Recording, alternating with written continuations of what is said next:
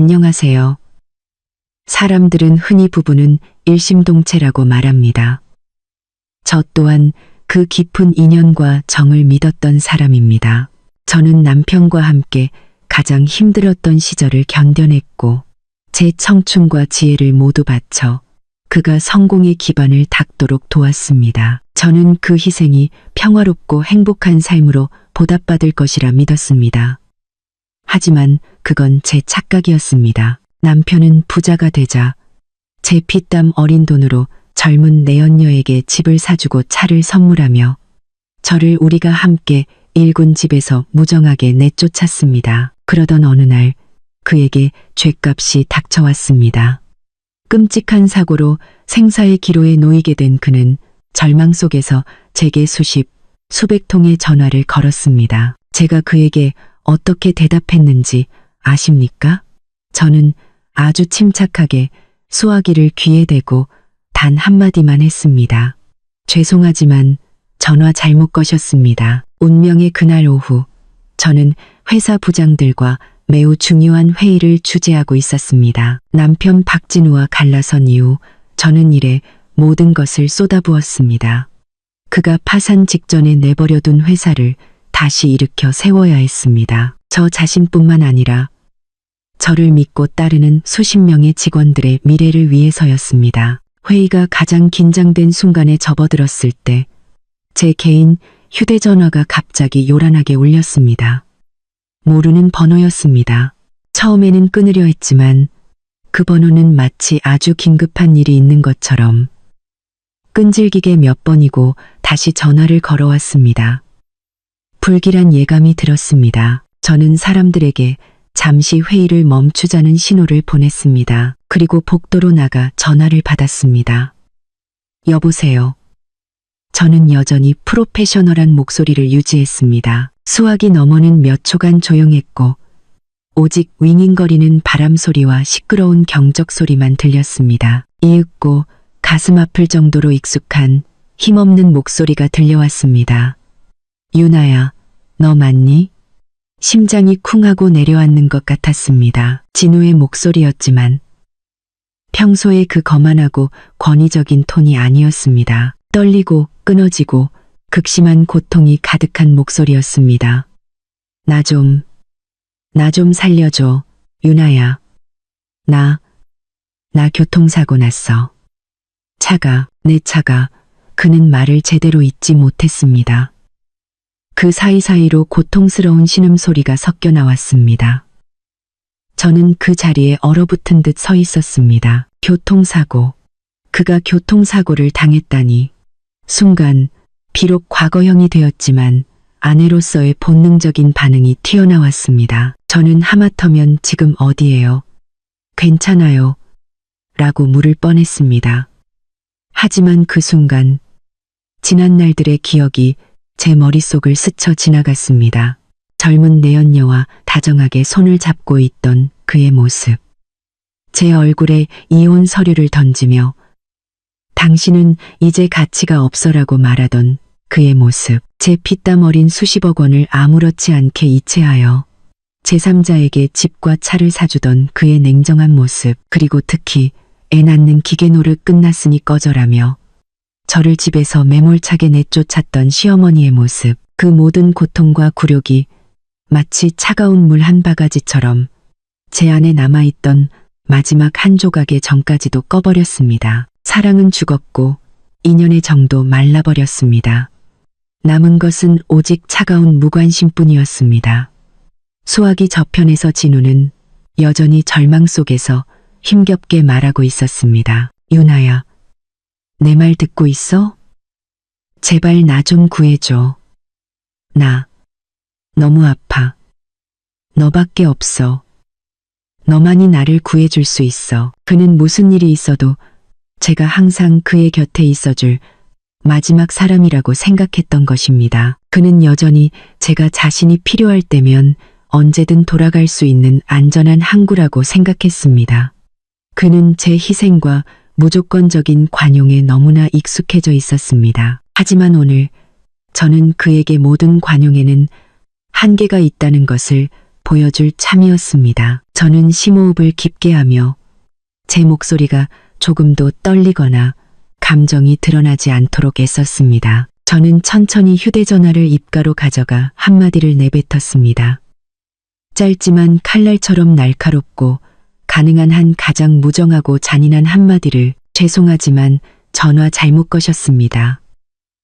그 말을 하고 저는 그의 반응을 기다리지 않고 단호하게 전화를 끊은 뒤 전원을 꺼버렸습니다. 더 이상 그의 애원을 듣고 싶지 않았습니다. 저는 회의실로 돌아왔습니다. 제 얼굴은 아무 일도 없었다는 듯이 여전히 평온하고 전문적인 표정을 유지하고 있었습니다. 계속하죠, 여러분. 저는 그렇게 말하고 보고서의 숫자들을 분석하기 시작했습니다. 하지만 제 깊은 내면에서는 거센 폭풍이 휘몰아치고 있었습니다. 통쾌하지도 기쁘지도 않았습니다.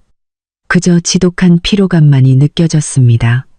우리 사이의 전쟁은 아마도 가장 비극적인 방식으로 끝나야 할 때가 온 것 같았습니다. 여러분께서 제가 어떻게 그렇게 냉정하게 행동할 수 있었는지 이해하시려면 저와 함께 과거로 제가 그 남자를 위해 맹목적으로 사랑하고 희생했던 그 시절로 돌아가야만 합니다. 제 이야기의 극적인 서막을 들어주셔서 감사합니다. 한때 행복했던 결혼이 어떻게 이런 비극적인 파국을 맞게 되었을까요? 남편의 배신 뒤에는 어떤 음모와 계산이 숨어 있었을까요? 그리고 저의 단호한 결정이 과연 제게 평화를 가져다 줄 수 있었을까요? 다음 편을 기대해 주시기 바랍니다. 만약 이 이야기가 여러분의 마음에 와닿았다면 주저하지 마시고 채널 구독, 알림 설정, 좋아요와 영상 공유를 통해 이 눈물겨운 여정의 끝을 저와 함께 해주십시오. 고급스러운 회의실에 앉아 복잡한 재무 숫자와 차트 앞에 있었지만 제 정신은 도무지 집중할 수가 없었습니다. 제가 방금 내뱉은 죄송하지만 전화 잘못 거셨습니다. 라는 말이 머릿속에서 계속 맴돌았습니다. 냉정하고 단호하고 잔인하게 아마 많은 사람들에게 제 행동은 너무나 악랄하고 정남이가 다 떨어진 행동으로 보일 것입니다. 하지만 여러분, 그 한마디를 내뱉기까지 저는 가시밭길과 눈물로 가득한 긴 길을 걸어와야 했습니다. 오늘날처럼 강철 같은 사람이 되기까지 제 심장은 수없이 죽고 살아나기를 반복해야 했습니다. 그리고 그것을 이해하기 위해서는 아마도 우리는 함께 10년 전으로 저와 진우가 맨손으로 아무것도 없는 상태에서 사업을 일구기 시작했던 그날로 돌아가야 할 것입니다. 저는 진우를 대학을 갓 졸업하고 야망과 꿈으로 가득 차 있던 시절에 만났습니다. 그는 재능 있고 진취적인 건설 엔지니어였고 저는 꼼꼼하고 세심하며 미래에 대한 강한 믿음을 가진 젊은 회계사였습니다. 우리는 돈이나 지위에 더럽혀지지 않은 가장 순수하고 진실한 사랑을 했습니다. 그 시절 진호는 가진 것이 아무것도 없었습니다. 그는 큰 건설 회사의 평범한 사원이었고 쥐꼬리만 한 월급으로는 비싼 서울에서의 생활비를 감당하기에 턱없이 부족했습니다. 하지만 그에게는 자신만의 회사를 세워 자신의 아이디어와 열정을 자유롭게 펼치고 싶다는 큰 꿈이 있었습니다. 그리고 저는 그의 꿈을 무조건적으로 믿었습니다. 우리가 결혼을 결심했을 때 시어머니이신 최 여사님은 그다지 기뻐하지 않으셨습니다. 그녀는 제가 예쁘지 않고 집안 형편도 좋지 않아 아들의 성공에 아무런 도움이 되지 못할 것이라고 불평했습니다. 하지만 진우가 저를 너무나 사랑했기에 그녀는 마지못해 받아들였습니다. 우리의 결혼식은 매우 소박하게 치러졌습니다. 화려한 예식장도 비싼 웨딩카도 없었고 오직 가장 친한 친구들의 축복만이 있었습니다. 결혼 후 우리는 약약 5평 남짓한 좁은 원룸에서 살았습니다. 생활은 비록 힘들고 고단했지만 더없이 행복했습니다. 매일 밤 우리는 함께 앉아 밝은 미래를 그려나갔습니다. 그리고 마침내 진우가 회사를 그만두고 창업을 결심한 날이 왔습니다. 그는 더 이상 월급쟁이 생활을 견딜 수 없다고 했습니다. 그는 스스로 사장이 되고 싶어 했습니다. 저는 조금의 망설임도 없이 그의 결정을 지지했습니다. 저는 그것이 매우 위험한 도박이라는 것을 알고 있었습니다. 창업은 결코 쉬운 일이 아니며 특히 경쟁이 치열한 건설 분야에서는 더욱 그렇습니다. 하지만 저는 그의 재능을 믿었고 우리의 사랑을 믿었습니다. 사업 자금을 마련하기 위해 저는 아마 많은 여성들이 감히 하지 못할 일을 했습니다. 저는 직장 생활을 하며 모아두었던 모든 적금을 해지했습니다. 그것도 모자라 결혼식 때 부모님께서 물려주신 예물과 폐물을 모두 팔기로 결심했습니다. 그것은 제 모든 재산이자 제 미래를 위한 보증이었습니다. 하지만 그 순간 저는 그렇게 깊게 생각하지 않았습니다. 저는 그저 그의 미래가 곧 나의 미래라고 단순하게 생각했습니다. 진우건설은 그렇게 부족한 환경 속에서 탄생했습니다. 사무실은 우리 원룸의 한쪽 구석이었고 직원, 초기에는 그와 저 단 2명이었습니다. 그는 기술적인 부분을 맡아 공사 현장을 찾아다녔습니다. 그리고 저는 자진해서 이전 회사를 그만두고 그의 든든한 후방 지원이 되기로 했습니다. 저는 회계사이자 격리였고 행정 직원이 되어 모든 서류와 장부 업무를 도맡았습니다. 낮에는 그가 땡볕 아래 먼지를 뒤집었으며 현장을 누볐고 밤이 되면 제가 그의 뭉친 어깨를 주물러 주었습니다. 어려운 시기에는 공사를 하나도 따내지 못해 월세 낼 날이 다가오면 우리는 일주일 내내 라면만 먹으며 버티기도 했습니다. 하지만 저는 단 한 번도 불평하지 않았습니다. 저는 그저 곁에서 조용히 그를 격려했습니다. 괜찮아요, 여보. 다 잘 될 거예요. 우리 부부가 한마음 한뜻이면 어떤 어려움도 이겨낼 수 있어요. 그리고 하늘은 스스로 돕는 자를 돕는다고 했던가요. 그의 재능과 신용 덕분에 우리 회사는 첫 공사들을 따내기 시작했습니다. 비록 주택 수리나 담장 공사 같은 작은 일들이었지만 그것은 우리 사업의 기초를 다지는 첫 벽돌들이었습니다. 저는 회계사로서의 꼼꼼함으로 회사 재정을 매우 철저하게 관리했습니다. 들어오고 나가는 돈 한 푼 한 푼을 모두 꼼꼼하게 기록했습니다. 저는 자금 흐름을 조절하는 법을 알았고 자재 공급업체와 협상하여 가장 좋은 가격을 얻어내는 방법도 알았습니다. 바로 저의 이런 관리 덕분에 회사는 비록 작았지만 자금 흐름은 항상 건전했고 결코 빚에 시달리는 일은 없었습니다. 진우는 종종 저를 껴안으며 말했습니다. 유나야, 당신은 정말 나의 복덩이야. 당신이 없었으면 내가 어떻게 이 모든 걸 감당했을지 모르겠어. 당신이 없었으면 저에게 그 말들은 1000만 마디의 화려한 미사여구보다 더 값졌습니다. 몇 년 후 우리 회사는 성장하기 시작했습니다. 우리는 더 넓고 쾌적한 사무실을 임대할 수 있었고 직원도 더 많아졌습니다. 우리는 큰 규모의 입찰에 성공하여 빌라와 단독주택 같은 대형 공사를 맡게 되었습니다. 우리의 생활도 점차 나아졌습니다. 우리는 큰 집을 사고 자가용도 마련했습니다. 처음에는 냉담했던 시어머니도 저를 더 잘 대해주기 시작했습니다. 그녀는 이웃들에게 우리 며느리가 얼마나 똑똑한지 몰라. 남편 회사 일을 혼자서 다 꾸려나간다니까. 라며 자랑하곤 했습니다. 저는 마침내 행복이 제게도 미소 짓기 시작했다고 생각했습니다. 저는 그 모든 풍파를 겪은 후 우리 부부라는 배가 마침내 평온한 항구에 닿았다고 생각했습니다. 하지만 저는 그것이 거대한 폭풍전의 거짓된 평온에 불과했다는 것을 알지 못했습니다. 남자는 가진 것이 없을 때는 매우 충실할 수 있지만 돈과 지위를 얻게 되면 마음도 변하기 시작합니다. 진우도 예외는 아니었습니다. 그는 회사의 모든 서류와 재정 업무를 제게 떠넘기고 자신은 끝없는 사교 모임과 술자리에 빠져들었습니다. 그는 그것이 인맥을 넓히고 더 큰 계약을 따내기 위함이라고 말했습니다. 저는 그를 믿었습니다. 저는 그 사교 모임 뒤에 치명적인 유혹이 도사리고 있다는 것을 깨닫지 못했습니다. 저는 여전히 사무실에 틀어박혀 숫자 하나하나에 매달리고 재무보고서를 작성하느라 밤을 새웠습니다. 저는 깨닫지 못했습니다. 제가 사업을 일구느라 정신없는 동안 제가 온 마음을 다해 사랑했던 남편은 다른 세계를, 제가 들어갈 자리가 없는 또 다른 세계를 만들기 시작했다는 것을, 저의 희생과 기여는 점차 그의 눈에 당연한 것, 제가 마땅히 해야 할 의무가 되어버렸습니다.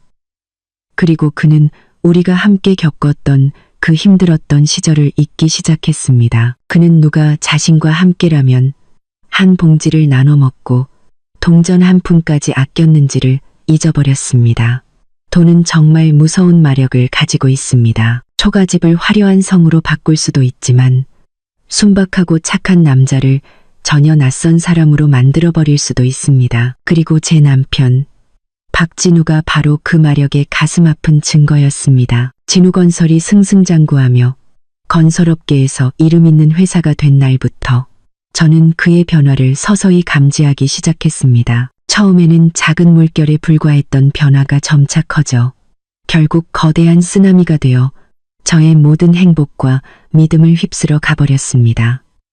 첫 번째는 귀가 시간의 변화였습니다. 이전에는 아무리 일이 바빠도 그는 항상 저와 함께 저녁을 먹기 위해 집에 오려고 노력했습니다.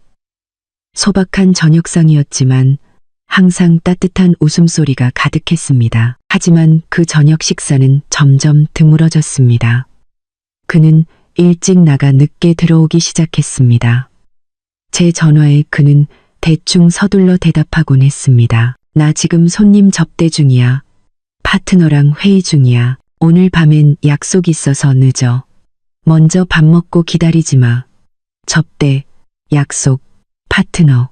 이 단어들은 지겨울 정도로 익숙한 레퍼토리가 되었습니다. 어떤 밤에는 식어버린 밥상 옆에 홀로 앉아 밤늦게까지 그를 기다렸습니다. 그가 돌아왔을 때 온몸에서는 술 냄새가 진동했고 넥타이는 흐트러져 있었으며 몸에서는 낯선 향수 냄새가 희미하게 풍겼습니다. 제 것이 아닌 제가 캐물을 떼면 그는 짜증을 내며 말을 잘랐습니다. 또 시작이네. 남자가 밖에서 사업하려면 술 한두 잔 안 할 수가 없어. 아내면 남편을 이해해줘야지. 이기적으로 굴지 마. 언제나 자기 생각만 하고 저는 이해하려고 노력했습니다. 저는 그가 회사 전체를 책임지고 있다고, 그에게도 나름의 스트레스가 있을 것이라고 스스로를 다독였습니다. 제가 그의 짐이 되거나 귀찮은 존재가 되어서는 안 된다고 생각했습니다. 하지만 변화는 거기서 그치지 않았습니다. 그는 자신의 외모에 과도하게 신경 쓰기 시작했습니다. 그의 옷장은 더 이상 평범한 셔츠와 바지가 아니라 값비싼 명품 정장과 반짝이는 가죽 구두로 가득 찼습니다. 그는 돈을 아끼지 않고 쇼핑했고 출장에서 돌아올 때마다 새로운 물건들을 한가득 사왔습니다. 그는 저보다 더 자신의 머리와 피부를 가꿨습니다. 그는 말했습니다. 사장인데 이미지가 중요하지. 파트너 만나러 나가는데 후줄근하게 입고 가면 사람들이 무시한단 말이야. 저는 그가 자신을 가꾸는 것에 반대하지 않았습니다. 하지만 저를 불안하게 만든 것은 그가 오직 자기 자신만 가꾼다는 점이었습니다. 그는 더 이상 오늘 제가 무슨 옷을 입었는지, 새로운 헤어스타일을 했는지에 관심이 없었습니다. 예전의 다정한 칭찬과 관심 어린 행동은 완전히 사라지고 대신 비난과 평가가 그 자리를 차지했습니다. 당신 꼴 좀 봐. 하루 종일 사무실에서 숫자나 들여다보고 있으니 옷 입는 것도 맨날 그 모양이잖아. 좀 변해야지. 사장 부인이 무슨 늙은 격리 아줌마 같아. 그의 말은 제 자존심에 비수처럼 꽂혔습니다.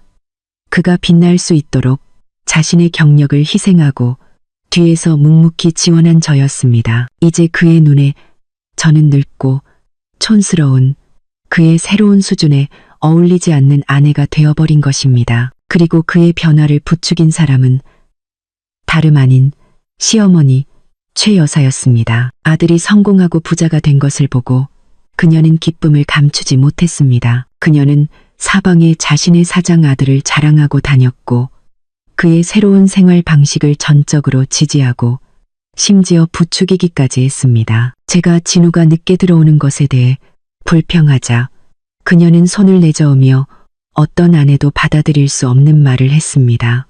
예, 너는 참 쓸데없는 걱정이 많다. 성공한 남자가 밖에서 사람 만나는 건 당연한 일이야.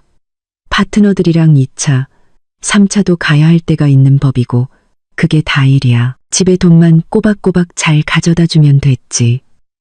아내라는 사람이 눈 감아줄 건 좀 감아주고 그래야지.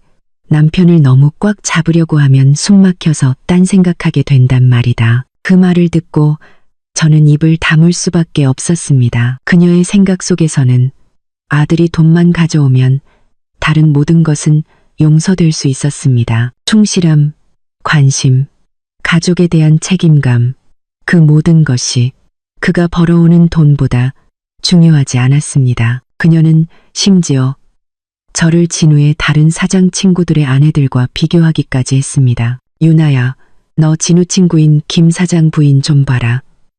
얼마나 현명한지 몰라. 남편이 어디 가서 뭘 하든 절대 묻지를 않는데 그냥 집에서 스파나 받고 관리받고 쇼핑이나 하면서 지낸다더라. 그런데도 남편이 더 예뻐하고 더 잘해준다잖아. 봐.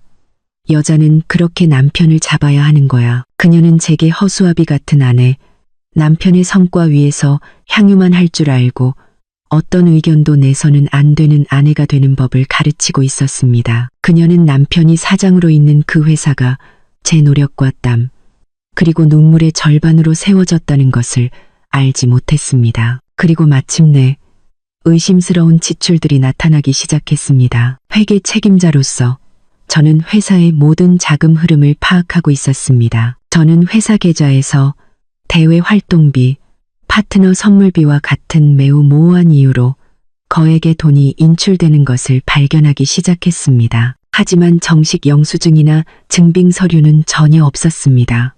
제가 진우에게 물었을 때 그는 짜증스럽게 말을 잘랐습니다. 그런 건 당신이 알 필요 없어. 내가 하는 일엔 다 이유가 있어. 당신은 그냥 당신 일, 장부 정리나 잘하면 돼. 그 모호함은 마치 폭풍이 몰려오기 전에 먹구름 같았습니다. 저는 그가 제게 무언가를 숨기고 있다는 것을 알았습니다.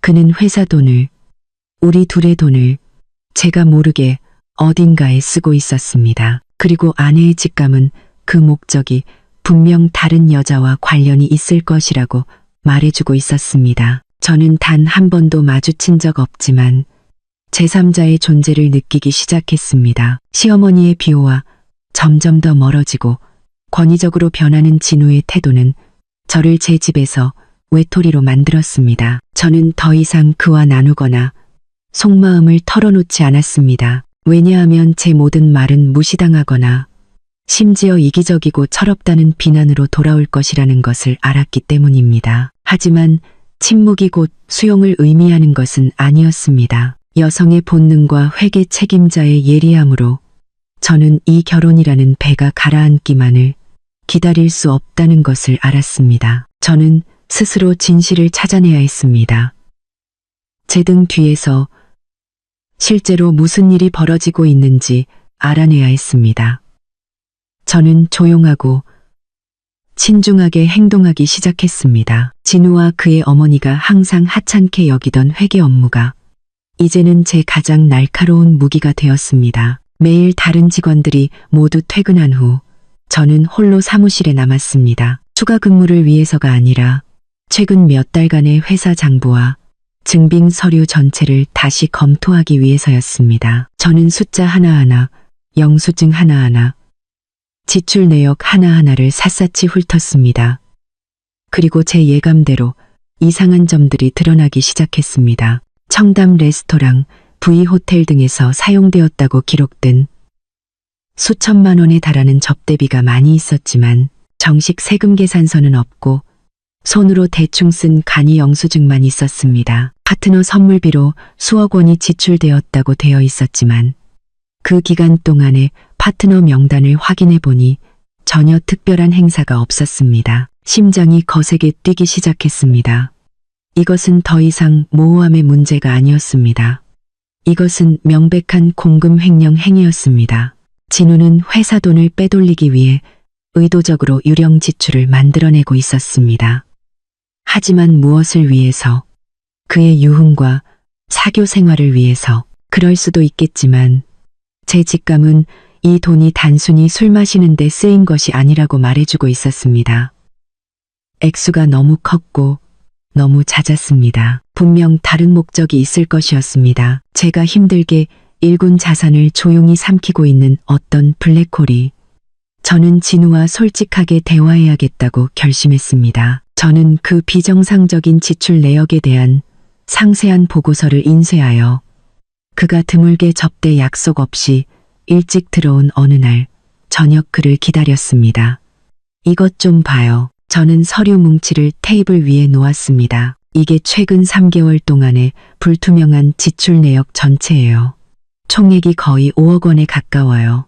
이 돈이 실제로 어디에 쓰였는지 설명해 줄 수 있어요. 진우는 서류 뭉치를 힐끗 보더니 얼굴에 당황한 기색이 스쳤지만 이내 곧 권위적인 표정을 되찾았습니다. 그는 서류를 테이블 아래로 거칠게 내던졌습니다. 또 시작이네. 당신 남편을 범죄자 취조하듯 하는 거 그만둘 수 없어? 내가 말했잖아. 대외 활동비라고. 어떤 건 영수증 처리를 할 수 없는 것도 있어. 당신은 사업 안 해봐서 몰라. 내 일에 너무 깊이 관여하지 마. 모른다고요? 저는 쓴웃음을 지었습니다. 잊었어요. 내가 바로 당신과 함께 맨 처음부터 시작해서 회사를 유지하기 위해 동전 한 푼까지 계산했던 사람이에요. 당신은 내가 뭐가 합리적인 비용이고 뭐가 공금 횡령인지 구분 못할 거라고 생각해요? 우리의 말다툼은 점점 커졌고 언제나처럼 시어머니가 재판관처럼 등장했습니다. 그녀는 옳고 그름을 따질 필요도 없이 제가 아들에게 대드는 것을 듣자마자 그의 편을 들었습니다. 애가 회사 일이라고 했으면 그런 줄 알지. 뭘 자꾸 캐묻고 그래? 그녀가 손가락질하며 말했습니다. 여자가 되어서는 돈 몇 푼 가지고 쪼잔하게 굴기는. 내 남편은 큰일을 해야 하는 사람이야. 어떻게 너처럼 빡빡하게 계산하겠니? 어서 가서 밥이나 차릴 것이지. 일하는 사람 방해하지 말고. 대화는 교착 상태로 끝났고 저는 또다시 제 집에서 패배자가 되었습니다. 하지만 저는 포기하지 않았습니다.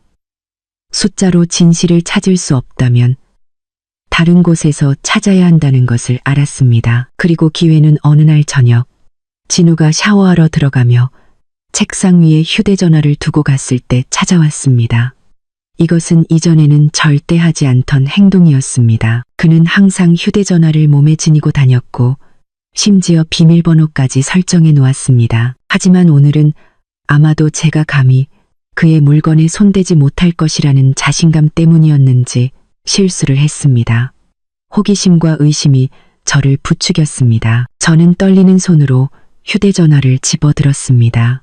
다행히도 화면 잠금을 해두지 않았습니다. 저는 서둘러 메시지함을 열었습니다. 심장이 터져 나올 것 같았습니다. 수많은 달콤하고 느끼한 메시지들이 나타났습니다.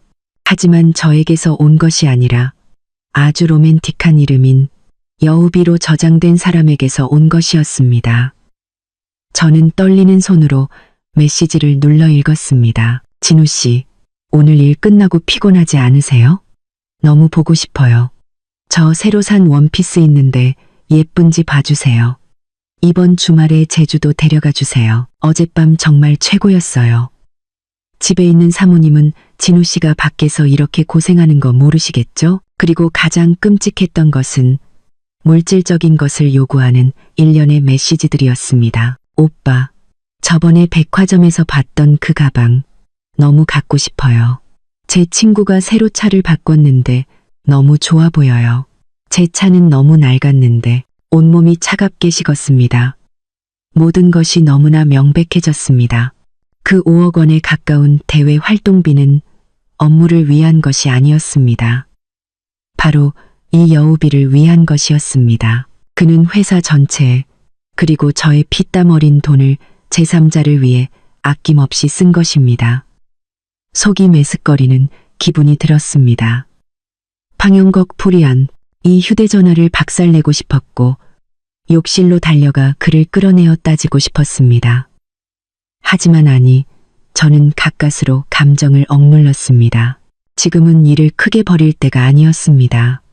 저는 이 여우비가 누구인지 알아내야 했습니다. 저는 침착하게 제 휴대전화로 그 메시지들을 모두 찍어둔 뒤 그의 휴대전화를 아무 일도 없었다는 듯이 원래 자리에 조용히 두었습니다. 마음속 폭풍은 울부짖고 있었지만 제 표정은 무서울 정도로 평온했습니다. 진우의 휴대전화에서 충격적인 메시지들을 발견한 그날 밤, 저는 단 한숨도 잘 수 없었습니다. 그 여우비라는 여자의 달콤한 말들과 뻔뻔스러운 요구들이 머릿속을 떠나지 않았습니다. 배신의 고통은 제가 겪었던 그 어떤 어려움과 고난보다 수천 배는 더 아팠습니다. 하지만 저는 무너지는 것을 허락하지 않았습니다.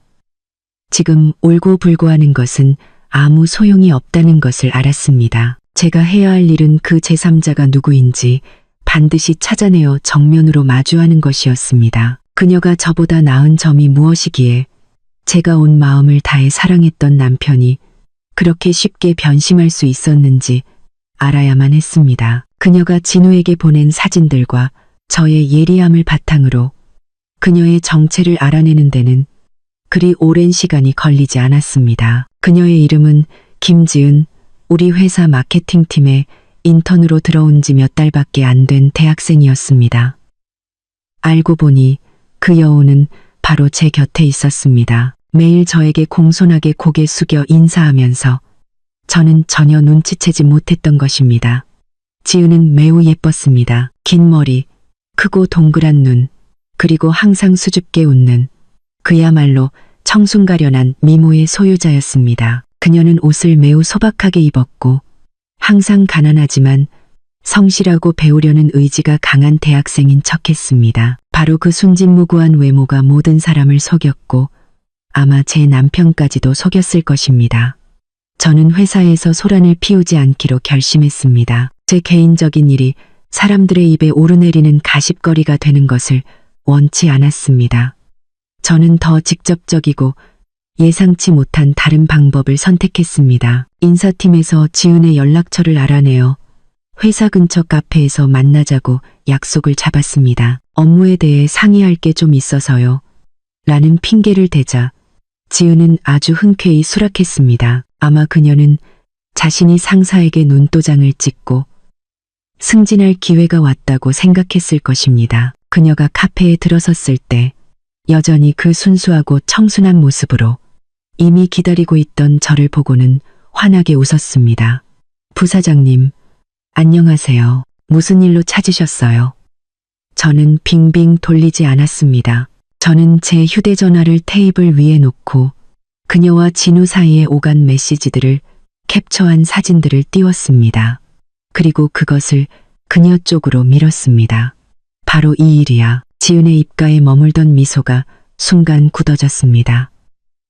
그녀의 얼굴은 기쁨에서 경악으로, 그리고 그것이 자신의 메시지임을 깨달았을 때 창백하게 변했습니다. 그녀는 떨면서 더듬거렸습니다. 부사장님이 어떻게 이걸? 내가 어떻게 가졌는지는 중요하지 않아. 제 목소리는 얼음장처럼 차가웠습니다. 중요한 건 네가 내 남편과의 이 오빠 동생 같은 관계에 대해 어떻게 설명할 거냐는 거지. 저는 그녀가 딱 잡아떼거나 아니면 저에게 공격적으로 대들 것이라고 생각했습니다. 하지만 아니었습니다. 그녀는 훨씬 더 고단수의 대응 방식을 선택했습니다. 처음 몇 초간의 혼란이 지나자 그녀는 갑자기 울음을 터뜨렸습니다. 굵은 눈물방울이 뚝뚝 떨어졌습니다. 부사장님, 정말 죄송합니다. 부사장님, 그녀는 흐느끼며 어깨를 들썩였습니다. 그 모습은 너무나 가련해 보였습니다. 저는 일부러 그런 게 아니에요. 그건 제가 박 사장님을 너무 존경해서. 사장님은 재능 있고 어른스럽고 또 항상 일적으로 저를 챙겨주셨어요. 제가 제 감정을 주체하지 못했어요. 제가 잘못했다는 거 알아요. 정말로 잘못했어요. 전형적인 청순가련형 내연녀의 연기가 시작되었습니다. 그녀는 자신이 제 남편을 유혹했다고는 전혀 인정하지 않았습니다. 그녀는 단지 유부남과의 사랑에 빠져버린 순진하고 연약한 여자일 뿐이라고 했습니다. 그녀는 자신의 어려운 가정 형편에 대해 늘어놓았고 이 도시에서 버티기 위해 얼마나 힘들게 살아왔는지를 이야기했습니다. 그녀는 진우의 관심이 자신에게는 따뜻한 햇살 같아서 도저히 거부할 수 없었다고 말했습니다. 하지만 맹세해요. 부사장님, 그녀는 고개를 들어 눈물 젖은 눈으로 저를 한없이 불쌍하게 쳐다보았습니다. 저와 박 사장님 사이에는 절대 선을 넘는 일은 없었어요. 우리는 그저 서로를 걱정하는 메시지를 주고받았을 뿐이에요. 제가 두 분 가정에 끼어들어 잘못했다는 거 알아요. 정말로 후회하고 있어요. 그녀는 말하면서 손으로 눈물을 닦았습니다. 부사장님, 이 일 아무에게도 말하지 말아주세요. 네? 저 회사에서 잘리면 저 정말 어떻게 살아야 할지 막막해요. 제발 한 번만 살려주세요. 그리고 그녀는 제가 전혀 예상하지 못했던 행동을 했습니다. 그녀는 자리에서 일어나 테이블을 돌아 제 앞에 무릎을 꿇었습니다. 부사장님, 제발요. 약속할게요. 앞으로는 절대 박 사장님을 귀찮게 하지 않을게요. 제가 스스로 물러나겠습니다. 내일 당장 사직서 제출할게요. 제 어리석음을 용서해 주세요. 저는 그녀의 완벽한 연기 앞에 망연자실해 앉아 있었습니다. 만약 제가 그녀의 뻔뻔스러운 요구가 담긴 메시지들을 읽지 않았더라면, 만약 제가 남편이 그녀에게 쏟아부은 거액의 돈을 직접 보지 않았더라면 아마 저도 마음이 약해져서 이 순수하고 불쌍한 모습을 믿었을지도 모릅니다. 하지만 지금 저는 역겨움만을 느꼈습니다. 그 가식과 여우 같은 연기력에 대한 혐오감. 저는 자리에서 일어나 한 걸음 뒤로 물러서며 그녀가 제 몸에 닿을 기회를 주지 않았습니다. 일어나 내 눈물은 나한테 아무 소용없어. 제 목소리는 싸늘했습니다. 물러나겠다고 했지. 좋아, 기회를 주지. 하지만 네가 한 말 똑똑히 기억해. 만약 내가 한 번이라도 더 네가 내 남편과 몰래 만나는 걸 발견하면 그때는 단순히 사직서로 끝나지 않을 거야. 이 서울 바닥에 네가 발붙일 곳이 없게 만들어줄 테니까. 그 말을 남기고 저는 몸을 돌려 걸어 나왔습니다. 눈물로 얼룩진 얼굴과 제가 언뜻 보기에 더 이상 두려움이 아닌 차가운 증오의 빛이 스치는 눈빛을 한 그녀를 바닥에 무릎 꿇린 채로 저는 카페를 떠나며 지은의 가식적인 눈물 연기를 뒤로했습니다. 그때 제 마음속은 온갖 감정들이 뒤섞여 혼란스러웠습니다. 한편으로는 그녀의 이중성의 역겨움을 느꼈지만 다른 한편으로는 희미한 희망의 불씨가 피어올랐습니다. 정체가 탄로 났으니 그녀가 두려움을 느끼고 정말로 약속대로 물러날 것이라는 희망. 저는 그녀에게 살기를 열어준 것이었고 동시에 제 결혼 생활에도 마지막 기회를 준 것이었습니다. 저는 진우가 단지 일시적인 바람이었고 그가 이 부적절한 관계를 끝낼 수만 있다면 아마도 용서하고 다시 시작하기 위해 노력할 것이라고 스스로에게 다짐했습니다. 10년간의 정, 함께 온갖 고난을 헤쳐온 10년이라는 세월은 쉽게 버릴 수 있는 것이 아니었기 때문입니다. 그리고 정말로 그 후 며칠 동안 모든 것이 제가 기대했던 대로 흘러가는 듯 했습니다. 지은은 정말로 사직서를 제출했습니다. 그녀는 회사에서 조용히 사라졌습니다. 진우는 며칠 동안 언짢아 하고 짜증을 내는 듯 했지만 이내 집에 일찍 들어오기 시작했습니다. 그는 더 이상 일찍 나가 늦게 들어오지 않았고 몰래 하는 전화 통화도 없었습니다. 그는 심지어 자발적으로 제게 꽃을 사다 주기도 했습니다. 함께 영화를 보러 가자고도 했습니다. 아주 오랫동안 그가 하지 않았던 낭만적인 행동들이었습니다. 그는 심지어 자발적으로 제게 꽃을 그는 지은에 대해 한마디도 하지 않았고 제가 그녀에게 무슨 말을 했는지도 묻지 않았습니다. 그는 마치 그녀가 존재하지 않았던 것처럼 행동했습니다. 저는 여전히 남편을 사랑하는 아내의 마음으로 믿음을 선택했습니다. 저는 폭풍이 지나갔고 우리 가족의 하늘이 다시 맑아질 것이라고 생각했습니다. 저는 마음속의 상처 조각들을 치우기 시작했고 행복을 다시 가꾸기 위해 노력했습니다.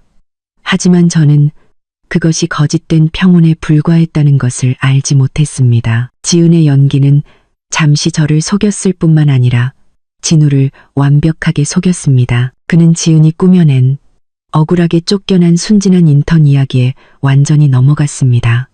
그는 그녀가 잘못했다고 생각하지 않고 오히려 저를 탓했습니다. 저의 질투와 이기심이 순수한 영혼을 막다른 길로 몰아넣었다고 생각했습니다. 그리고 그의 침묵은 뉘우침이 아니라 훨씬 더 크고 뻔뻔스러운 배신 계획을 위한 조용한 준비였습니다.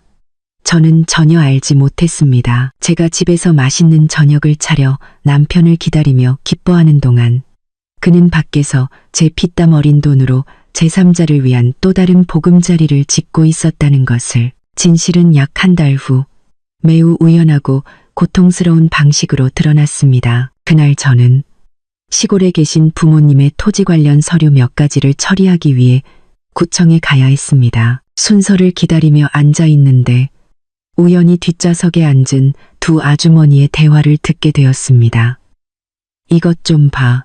우리 옆집 사는 지은이라는 아가씨 정말 복도 많지. 졸업한 지 몇 달 되지도 않았는데 재벌 남자친구가 더 포레스트에 있는 고급 아파트도 사주고 거기다 신형 벤츠 C300까지 선물해줬다잖아. 정말 팔자 좋네. 귀가 먹먹해졌습니다. 지은, 더 포레스트, 그 이름과 주소가 왜 그렇게 익숙하게 들렸을까요? 그곳은 진우와 제가 예전에 보러 갔다가 그가 너무 비싸서 우리 형편에는 무리라고 말했던 바로 그 고급 아파트 단지가 아니었던가? 불길한 예감이 등골을 타고 흘렀습니다. 저는 애써 침착함을 유지하며 몸을 돌려 무심코 말을 꺼는 척했습니다. 어머, 두 분 더 포레스트 이야기하시는군요. 저도 거기 아파트 하나 알아보고 있는데 혹시 그 옆집 아가씨가 산 집은 얼마짜리인데 그렇게 좋은가요? 아주머니는 제가 묻자 신이 나서 바로 자랑을 늘어놓았습니다. 어머, 산 게 아니라 선물 받은 거래요. 듣자 하니 남자친구가 진우라는 이름의 건설회사 사장이라던데 젊은 나이에 돈도 많고 여자친구한테는 아주 끔뻑 죽는다나 봐. 진우. 그 이름은 마치 망치로 제 머리를 정통으로 내리치는 것 같았습니다. 모든 것이 너무나 명백해졌습니다. 더 이상 의심이 아니라 부인할 수 없는 진실이었습니다. 저는 더 이상 서류를 처리할 정신이 없었습니다. 저는 서둘러 그곳을 빠져나와 차로 달려갔습니다. 핸들을 잡은 제 손이 덜덜 떨렸습니다. 저는 미친 사람처럼 차를 몰아 곧장 더 포레스트 아파트로 향했습니다. 화려하고 웅장한 건물 앞에 서니 제 자신이 너무나 작고 비참하게 느껴졌습니다. 지하 주차장으로 들어가 넉나간 사람처럼 헤매고 다녔습니다. 그리고 마침내 저는 그것을 발견했습니다. 흠집 하나 없는 새하얀 벤츠 C300이 가장 좋은 자리에 주차되어 있었고 앞 유리에는 제 남편의 필체가 분명한 사랑하는 자기에게 축하해라고 쓰인 쪽지가 붙어 있었습니다. 저는 그 차를 멍하니 바라보다가 고개를 들어 고층 건물을 올려다보았습니다. 저 위 어딘가에 있는 아파트에서 제 남편과 그의 내연녀가 그들의 새로운 보금자리에서 즐거운 시간을 보내고 있을 것이었습니다. 거짓과 제 돈으로 지어진 보금자리에서 눈물이 걷잡을 수 없이 흘러내렸습니다. 제가 다시 평정을 되찾기까지 얼마나 걸렸는지 모르겠습니다. 제가 차를 몰고 집에 돌아왔을 때 하늘은 이미 어둑어둑해져 있었습니다. 저는 바로 집으로 들어가지 않고 차 안에서 조용히 집을 지켜보았습니다. 약 30분 후 진우의 차가 도착했습니다. 하지만 그는 혼자가 아니었습니다. 그 옆에는 지은이 있었습니다. 그는 다정하게 그녀의 차문을 열어주고 가방을 들어주고 두 사람은 손을 잡고 즐겁게 웃으며 집으로 들어갔습니다. 알고 보니 그녀는 전혀 물러나지 않았습니다. 그녀는 그저 연기를 한 것이었고 이제는 다른 자격으로 당당하게 제 집에 발을 들여놓은 것이었습니다. 아마도 오빠 집을 방문한 친한 동생이라는 자격으로 그들의 뻔뻔함은 정말로 제 상상을 초월했습니다. 저는 불이 켜진 제 집을 바라보며 앉아 있었습니다. 그곳에서 제 남편은 다른 여자와 함께 있었습니다. 저는 마치 제가 제3자, 제 결혼 생활에서 불필요한 존재가 된 것 같았습니다. 제가 차 안에서 얼마나 오래 앉아 있었는지 모릅니다. 제가 집으로 들어갔을 때 진우와 지우는 시어머니와 함께 거실에 앉아 있었습니다. 그들은 어떤 앨범을 보며 즐겁게 웃고 떠들고 있었습니다. 제가 돌아온 것을 보자 그들의 입가에서 웃음이 싹 사라지고 분위기는 순식간에 어색해졌습니다. 여보, 왔어? 진우가 먼저 말을 꺼냈습니다. 그의 목소리는 약간 당황한 기색이었습니다. 지우는 고개를 숙이고 다시 순진하고 수줍은 소녀 연기를 시작했습니다. 시어머니는 불쾌한 눈빛으로 저를 쳐다보았습니다. 어딜 싸돌아다니다가 이제 들어와? 남편 밥 차려줄 생각도 안 하고? 저는 그녀에게 대답하지 않았습니다. 지은을 쳐다보지도 않았습니다. 저는 곧장 진우 앞으로 다가가 그의 눈을 똑바로 쳐다보았습니다. 더 포레스트 집 멋지던가요? 제 목소리는 무서울 정도로 평온했습니다. 진우는 깜짝 놀라며 얼굴이 하얗게 질렸습니다. 여보, 무슨 소리야? 난 몰라. 모른다고요? 저는 차갑게 비웃었습니다. 그럼 하얀색 벤츠 C300은요? 사랑하는 자기에게 축하해. 당신 글씨체. 내가 모를 리가 없잖아요. 그 순간 진우뿐만 아니라 지은과 시어머니까지도 얼굴이 창백해졌습니다. 그들은 제가 그렇게 빠르고 명확하게 사실을 알게 될 것이라고는 상상도 못했을 것입니다. 당신, 나 미행했어? 진우는 더듬거리며 저에게 죄를 뒤집어 씌울 구실을 찾으려 했었습니다. 미행할 필요도 없었어요. 제 목소리는 단호해졌습니다. 왜냐하면 그 모든 것들이 내 돈, 회사 돈, 내 피땀 어린 돈으로 산 거니까. 아내 돈 훔쳐서 내연녀에게 집 사주고 차 사주니 자신이 비참하다고 생각하지 않아요? 너 지금 뭐라고 했어? 시어머니가 그제야 정신을 차렸습니다. 그녀는 벌떡 일어나 제 얼굴에 손가락질을 했습니다. 어떤 돈이 내 돈이야? 회사 돈은 내 아들 돈이지. 걔가 사장인데 쓸 권리가 있어. 넌 고작 격리 주제에 어디서 목소리를 높여. 그녀의 말을 듣고 저는 어이가 없어서 웃음이 나왔습니다. 어머님 아들이요. 제가 없었다면, 제 초기 자금이 없었다면, 제가 밤낮으로 회사를 돌보지 않았다면 그가 오늘날 이 자리에 있을 수 있었을까요? 아마 여전히 좁은 원룸에서 사는 평범한 엔지니어에 불과했을 거예요. 제가 권리가 없다고요? 그럼 어머님은 무슨 권리로 제 노동의 결실을 누리시면서 아들이 바람 피우고 저를 짓밟는 걸 비호하시나요? 그녀는 화가 나서 말을 잇지 못하고 그저 헐떡이기만 했습니다. 지우는 상황이 심각해지자 다시 악어의 눈물을 흘리기 시작했습니다. 부사장님, 오해세요. 저랑 박 사장님은 그냥 친한 오빠 동생 사이일 뿐이에요. 그 집과 차는 박 사장님께서 제 사정이 딱해서 그냥 잠시 머물고 타고 다니라고 빌려주신 거예요. 부사장님이 생각하시는 그런 게 아니에요. 빌려줬다고? 저는 그녀를 돌아보았습니다. 제 눈빛은 칼날처럼 날카로웠습니다. 빌려줬는데 명의가 내 이름으로 되어 있어? 빌려줬는데 그렇게 최고라는 메시지를 보내? 넌 내가 바보인 줄 알아? 너희들이 원하는 대로 이리저리 끌고 다닐 수 있는 바보? 이때 진우는 더 이상 부인할 수 없다는 것을 깨달았습니다. 그는 제가 결코 용서할 수 없는 행동을 했습니다. 그는 뉘우치기는커녕 오히려 공개적으로 자신의 내연녀를 보호했습니다. 그는 지은을 자기 등 뒤로 끌어당기며 저를 향해 으르렁거렸습니다. 좋아, 더 이상 숨기고 싶지 않아. 맞아, 내가 지은이한테 집이랑 차 사줬어. 그래서 뭐. 저는 망연자실했습니다.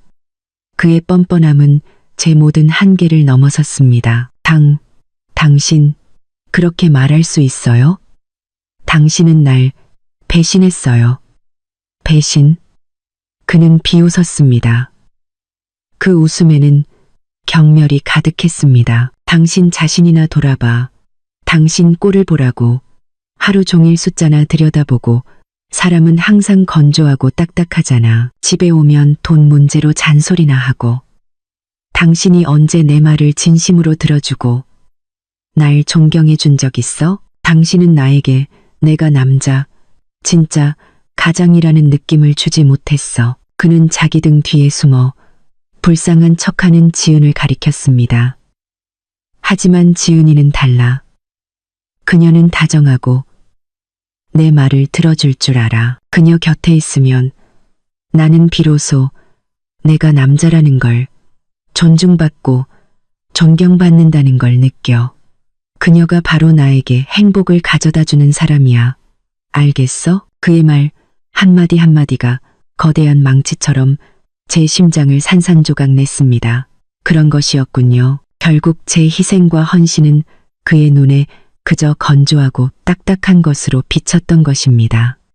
그는 동고동락하는 아내가 필요한 게 아니었습니다. 그는 그저 달콤한 말을 해주고 그의 이기적인 자아를 만족시켜줄 사람이 필요했던 것입니다.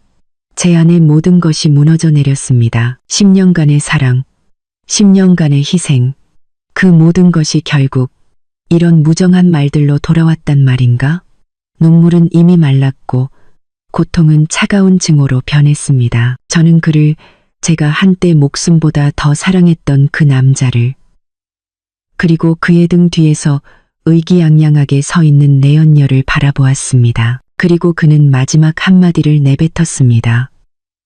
우리 결혼 생활에 공식적인 종지부를 찍는 한마디를. 받아들일 수 없으면 이혼해 위자료로 재산 일부는 떼어주지. 당신 청춘에 대한 보상이라고 생각해. 이 집, 이 회사, 당신이 손떼게 놔두지 않을 거야. 이혼. 우리가 함께 겪은 모든 일들 끝에 그는 그렇게 쉽게 그 두 단어를 입에 올렸습니다. 좋습니다. 그가 그렇게 원한다면 그의 뜻에 따라주겠습니다. 하지만 이 회사, 이 집은 제 땀과 눈물로 지어진 것입니다. 저는 결코 그것이 배신자와 여우의 손에 넘어가는 것을 두고 보지 않을 것입니다. 이 전쟁은 그렇게 쉽게 끝나지 않을 것입니다. 진우의 입에서 나온 이혼이라는 두 글자는 제안이라기보다는 판결.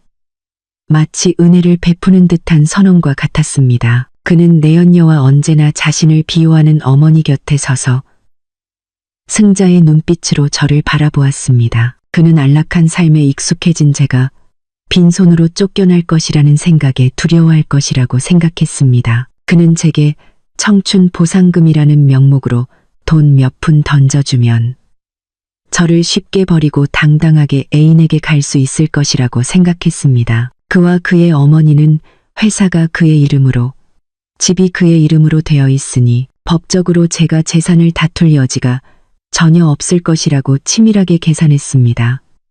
그들은 틀렸습니다. 그들은 10년 동안 회사의 재정 생명줄을 모두 쥐고 있던 회계 책임자를 너무나 얕보았습니다.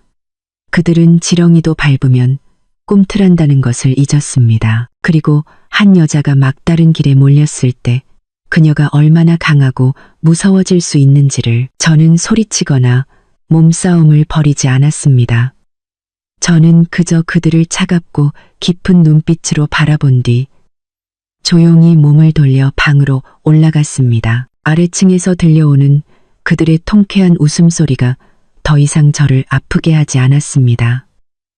오히려 제 안의 복수심을 불태우는 기폭제가 되었습니다. 저는 방문을 걸어 잠갔습니다. 제가 가장 먼저 한 일은 우는 것이 아니라 대학 시절부터 가장 친한 친구인 준혁에게 전화를 거는 것이었습니다. 준혁은 단순한 친구가 아니라 경제 분야에서 매우 유능하고 날카로운 변호사였습니다. 준혁아, 나야. 내 도움이 필요해. 나 이제 전쟁을 시작해야 할 것 같아. 제 목소리는 조금의 떨림도 없이 오히려 지극히 침착했습니다. 진우의 변심부터 그와 내연녀의 음모까지 제가 겪은 모든 이야기를 들은 후 준혁은 잠시 침묵하다가 확신에 찬 목소리로 말했습니다. 유나야, 걱정하지 말고 침착해. 그 사람들이 널 너무 얕봤어. 회계 책임자라는 내 위치와 내가 손에 쥐고 있는 것들을 생각하면 우리는 지지 않을 뿐만 아니라 화려하게 승리할 거야. 지금 내가 해야 할 일은 네가 모든 걸 알고 있다는 걸 그들이 눈치채지 못하게 하는 거야. 계속해서 실패하고 고통받고 이혼을 받아들이려는 아내 연기를 해. 그동안 필요한 모든 증거를 조용히 수집하는 거야. 우리가 그들에게 한 방 먹여서 빈손으로 쫓겨나게 만들어주자. 준혁의 말은 제 안의 싸움의 불꽃을 다시 지피는 새로운 활력소 같았습니다. 그래, 충동적으로 행동해서는 안 돼. 계획이 필요해. 아주 치밀하고 완벽한 계획. 그날 밤 저와 준혁은 전화로 아주 긴 시간 동안 대화를 나눴습니다. 단계별로 상세한 계획이 세워졌습니다. 첫 번째이자 가장 중요한 단계는 진우의 공금 횡령 증거를 수집하는 것이었습니다. 회계 책임자로서 이것은 제게 그리 어려운 일이 아니었습니다. 저는 회사의 모든 장부와 증빙 서류 시스템에 접근할 권한이 있었습니다.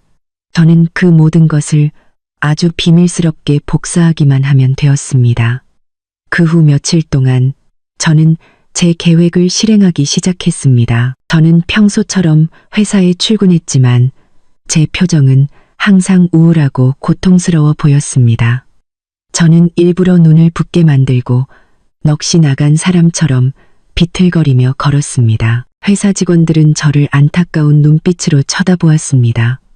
그들은 사장님이 바람이 나서 곧 아내를 버릴 것이라는 소문을 수군거렸습니다. 진우는 제 그런 모습을 보고 더욱 의기양양해졌습니다. 그는 제가 완전히 무너졌고 운명을 받아들였다고 생각했습니다. 그는 더 이상 저를 경계하지 않았고 심지어 지은을 공개적으로 회사에 데려와 특별 보좌관이라는 직함으로 사람들에게 소개하기까지 했습니다. 그는 그 비참한 외모 뒤에서 제가 회사 역사상 가장 큰 규모의 감사를 비밀리에 진행하고 있다는 것을 알지 못했습니다. 매일 밤 모두가 퇴근한 후 저는 홀로 사무실에 남았습니다. 희미한 불빛 아래 저는 진우의 불투명한 지출과 관련된 모든 영수증, 모든 결제 증빙, 모든 은행 거래 내역서를 꼼꼼하게 복사했습니다. 저는 그것들을 체계적으로 분류하여 완벽한 서류처를 만들었습니다. 지은에게 사준 값비싼 명품 구매 영수증, 지은의 이름으로 된 고급 아파트 계약금, 서류, 역시 지은의 이름으로 된 벤츠 구매 계약서, 모든 것이 회사 법인카드로 결제되었거나 대외 활동비라는 명목으로 인출된 돈으로 지불되었습니다. 증거는 너무나 명백했습니다.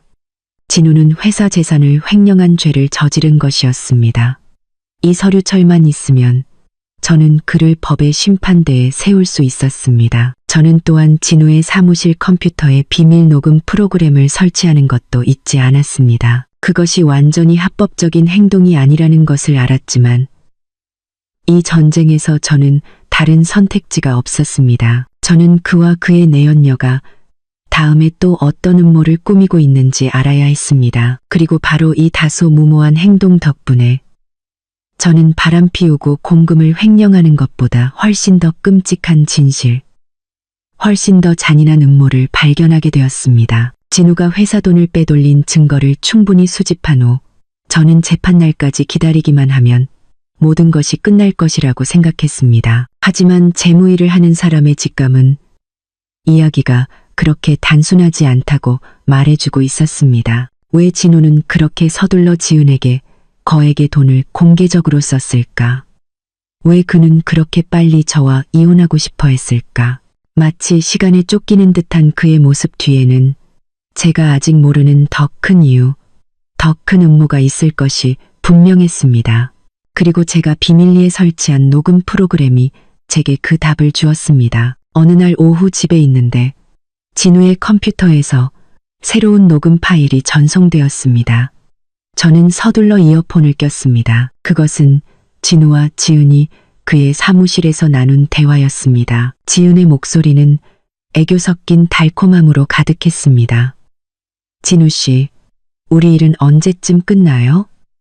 그 집에 있으면서도 계속 불안해요. 혹시라도 유나 씨가 난리치고 집을 다시 뺏으려고 하면 어떡해요? 진우의 목소리는 자신감과 애정이 넘쳤습니다. 걱정 마, 자기야. 그 집은 이미 내 명의로 되어 있어. 법적으로 그 여자가 어떻게 할 수 있는 게 없어.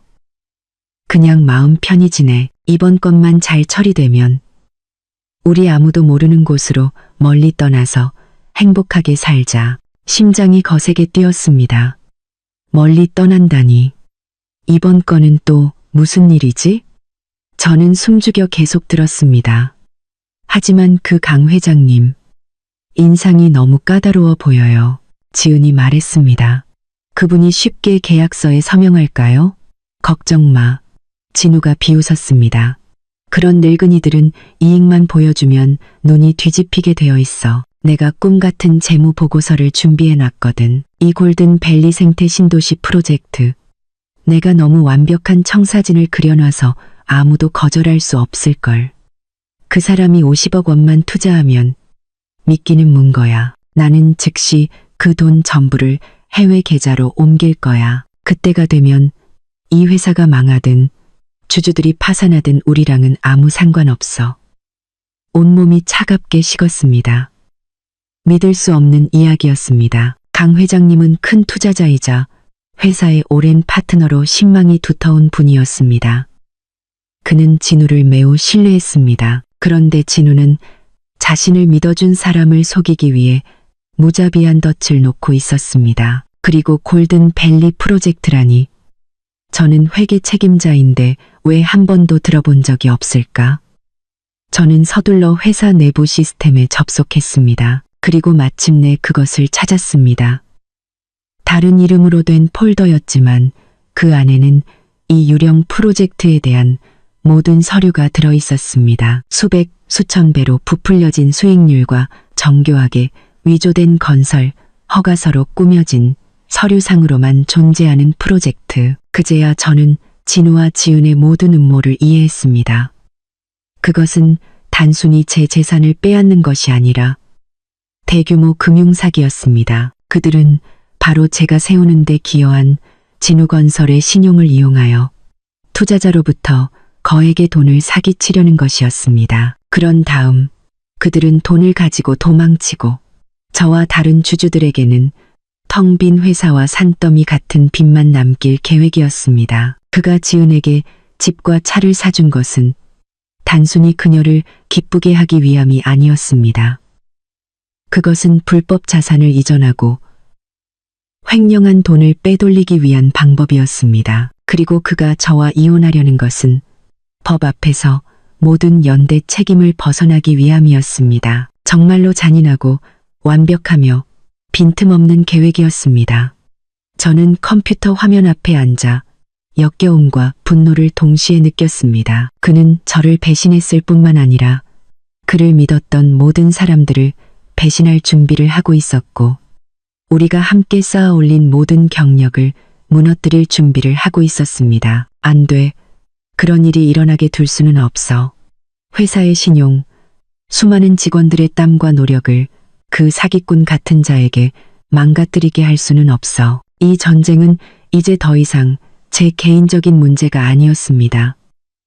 그것은 정의를 지키고 무고한 사람들을 보호하기 위한 싸움이었습니다. 저는 조용히 그 녹음 파일 전체와 유령 프로젝트 서류를 별도의 USB에 복사했습니다. 저는 제 손에 시한폭탄을 쥐고 있다는 것을 알았고 언제 어디서 이 폭탄을 터뜨릴지는 제가 결정할 것이었습니다. 제 손안의 작은 USB는 이제 수천 톤의 폭약보다 더 무거운 무게를 담고 있었습니다. 그것은 단지 한 남편의 배신에 대한 증거가 아니라 한 사람뿐만 아니라 수많은 가정을 공경에 빠뜨릴 수 있는 정교한 금융사기 음모의 증거였습니다. 저는 섣불리 행동할 수 없다는 것을 알았습니다.